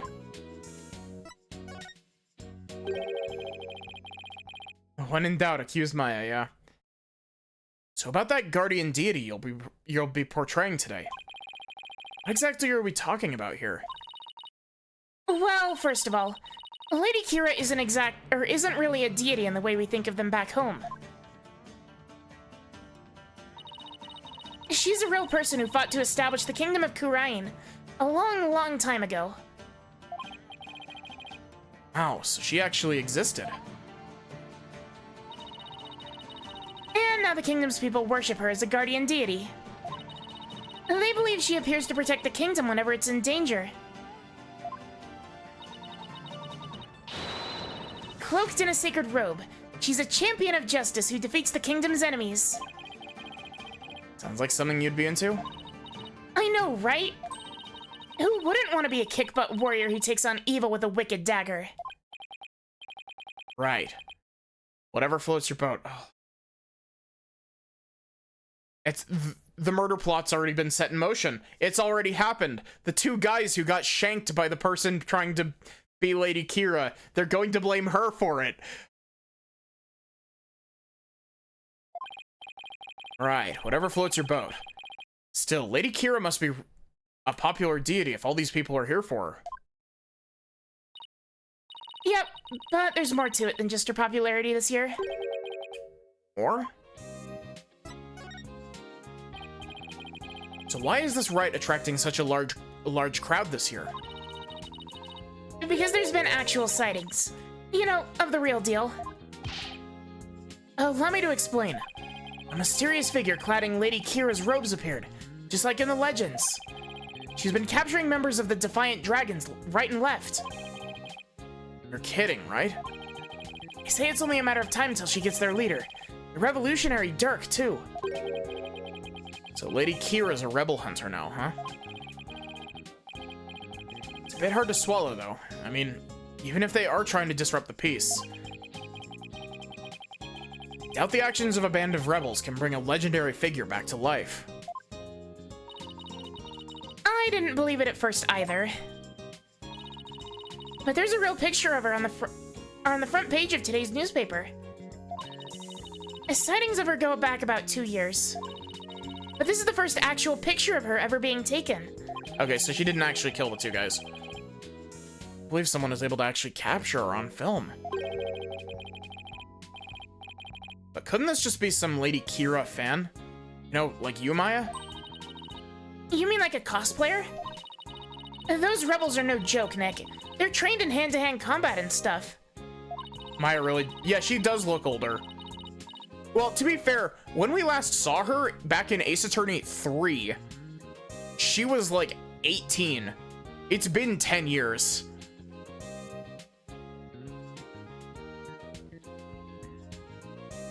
You think some regular cosplayer can take on people like that dressed in a costume alone? That's why she has to be the real deal.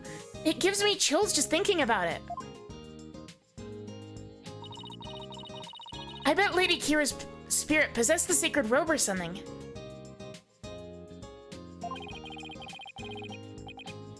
It's very, like, subtle as well. Spirit possessing a piece of clothing. Maybe you should cut back on all those action superhero shows, Maya. Hey, what's that supposed to mean? You're just jealous that I'm still young at heart. She looks... Okay. She looks older in all of her sprites except this one. This looks identical to her normal, like, her ones from the original trilogy.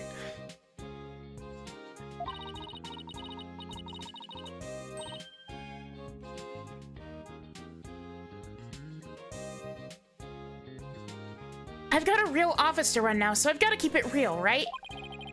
I don't know who you're talking about, but that's definitely not me.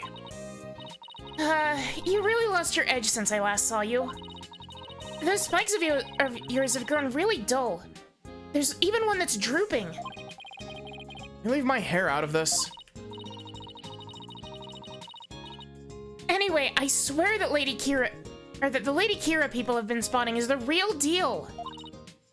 Besides, it's just so much more fun to believe it's true, you know? I can't believe you really buy all that. Although I wonder who's under that robe.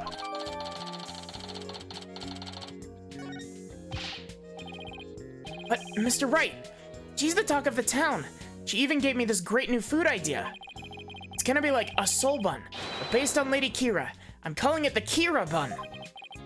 Talk about a Kira business strategy.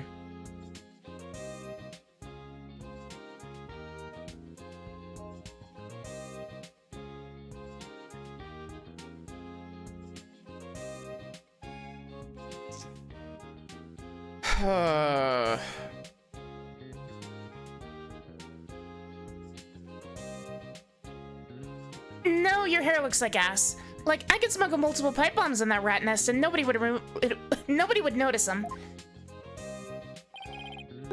Come on, Maya. Just admit it's you running around dressed as Lady Kira already.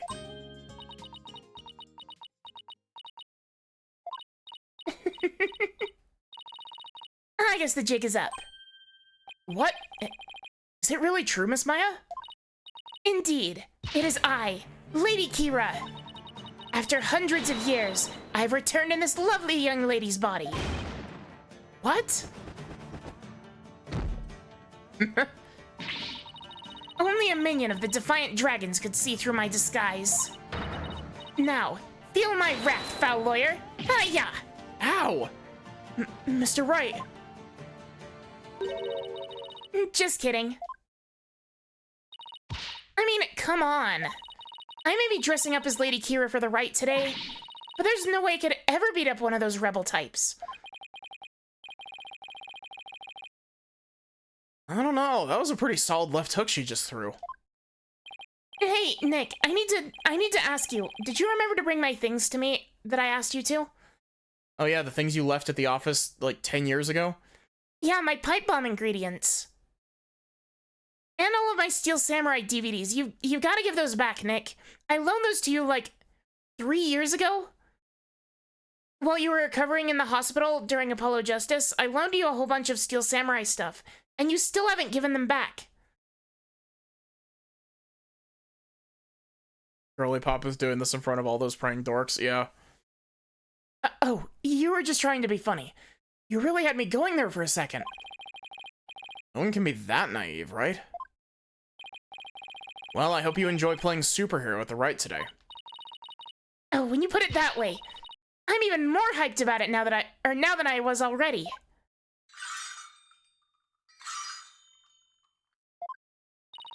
Oh, I hear the sound of the High Priest's footsteps. I'd better get going. It's footsteps. During the rite, he wears these really big bells on his ankles. That way we know he's coming. Pretty handy, right? Well, see you later. Out there actually meant to be a stop slacking warning system for you, Maya.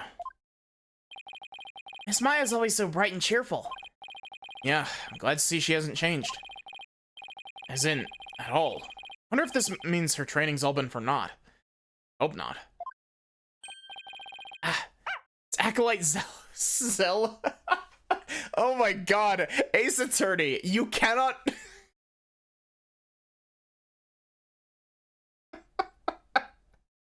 I wonder who the murderer is gonna be.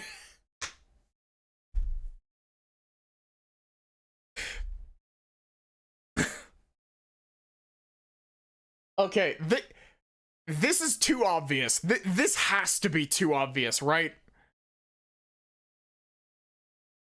Like, there's no chance that this is actually the murderer, right? Acolyte Zealot.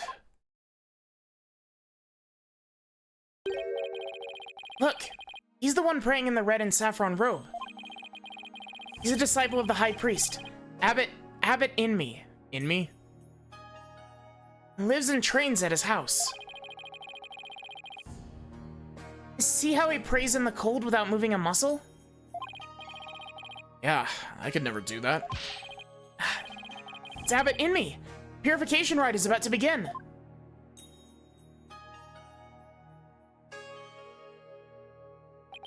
Oh my god, he looks so evil. So that's the sacred robe Maya will be wearing during the rite.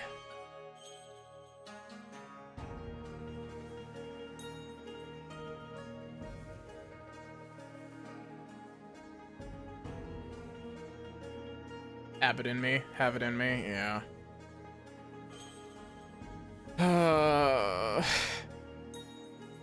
So that's the sacred robe Maya will be wearing during the rite. Looks almost exactly like what the figure in the newspaper photo was wearing. Whoever it is must have worked really hard to copy it. Please, sir, it's not a good idea to stare like that. You could be struck blind. Just give me a few more seconds. I mean, this isn't something you see every day. Oh, those bells on the High Priest's ankles. Phoenix, stop looking at feet. They're a lot bigger than I thought they'd be.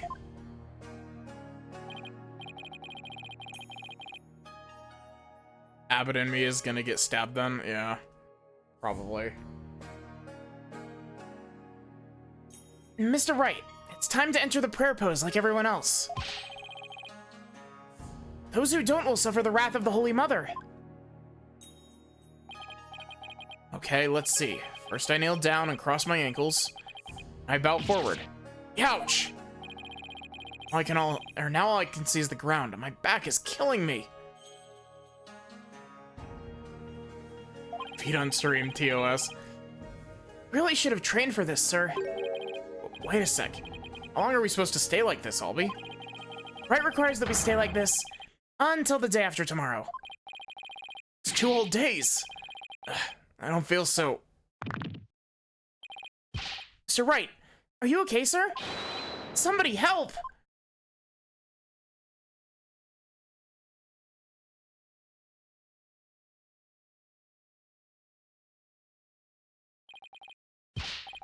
Mr. Wright! Mr. Wright, please, you have to get up! Ugh.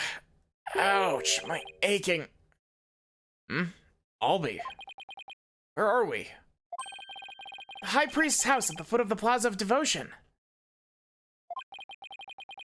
So I passed out from that back pain.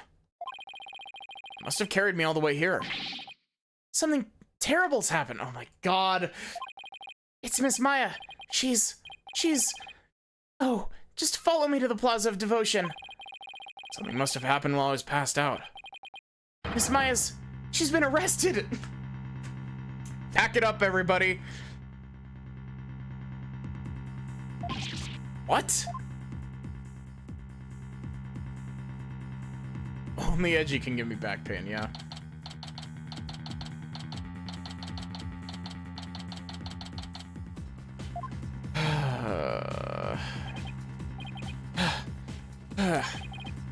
Where's Maya? Just take it easy, alright? But I'm telling you, I haven't done anything wrong. You can talk all you want back at the station. Let me go.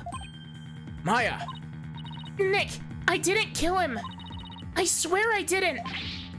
Why, you? Come along peacefully or suffer the consequences. Wait a second. What on earth is going on? I don't know who you are, but if you don't get out of my way...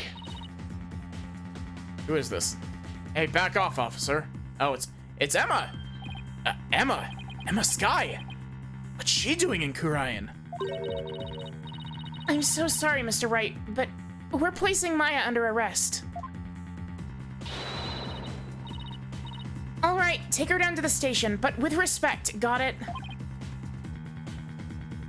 Yes, ma'am. Nick! I bet Prosecutor Sadmati's here as well. So what are you doing in Kurayan, Emma? It's a long story. Anyway, what are you doing in Kurayan, Mr. Wright?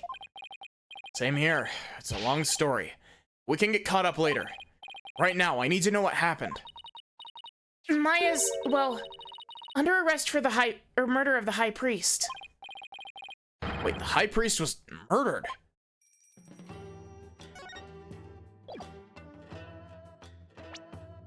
We got to it just at the... We got to it just at the right time? We gotta see Maya get arrested again?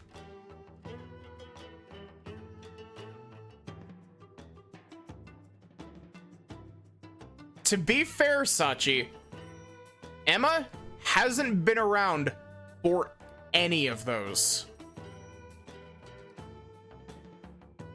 Also, give me a sec. This is gonna be where we end for tonight, by the way.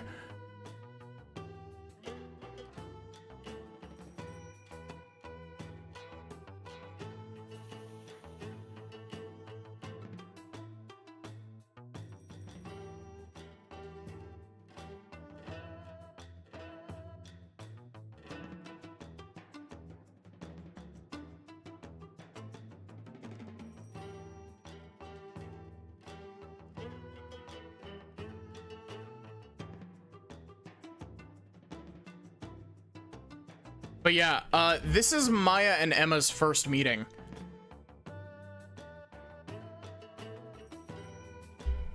Because, Maya was completely gone during the events of Rise from the Ashes and Apollo Justice all the way through until now. So basically every time Emma has been here, Maya has been gone.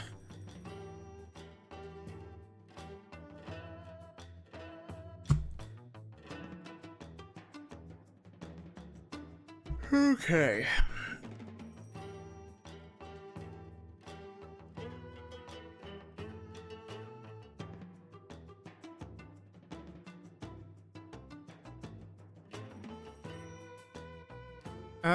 Let's go poke the turret.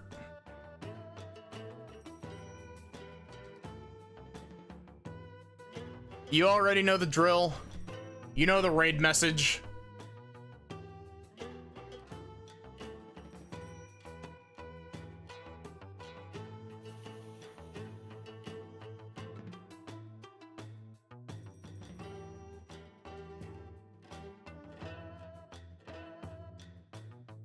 Maya gets arrested and Franziska breaks down the fucking door, being like, absolutely the fuck not.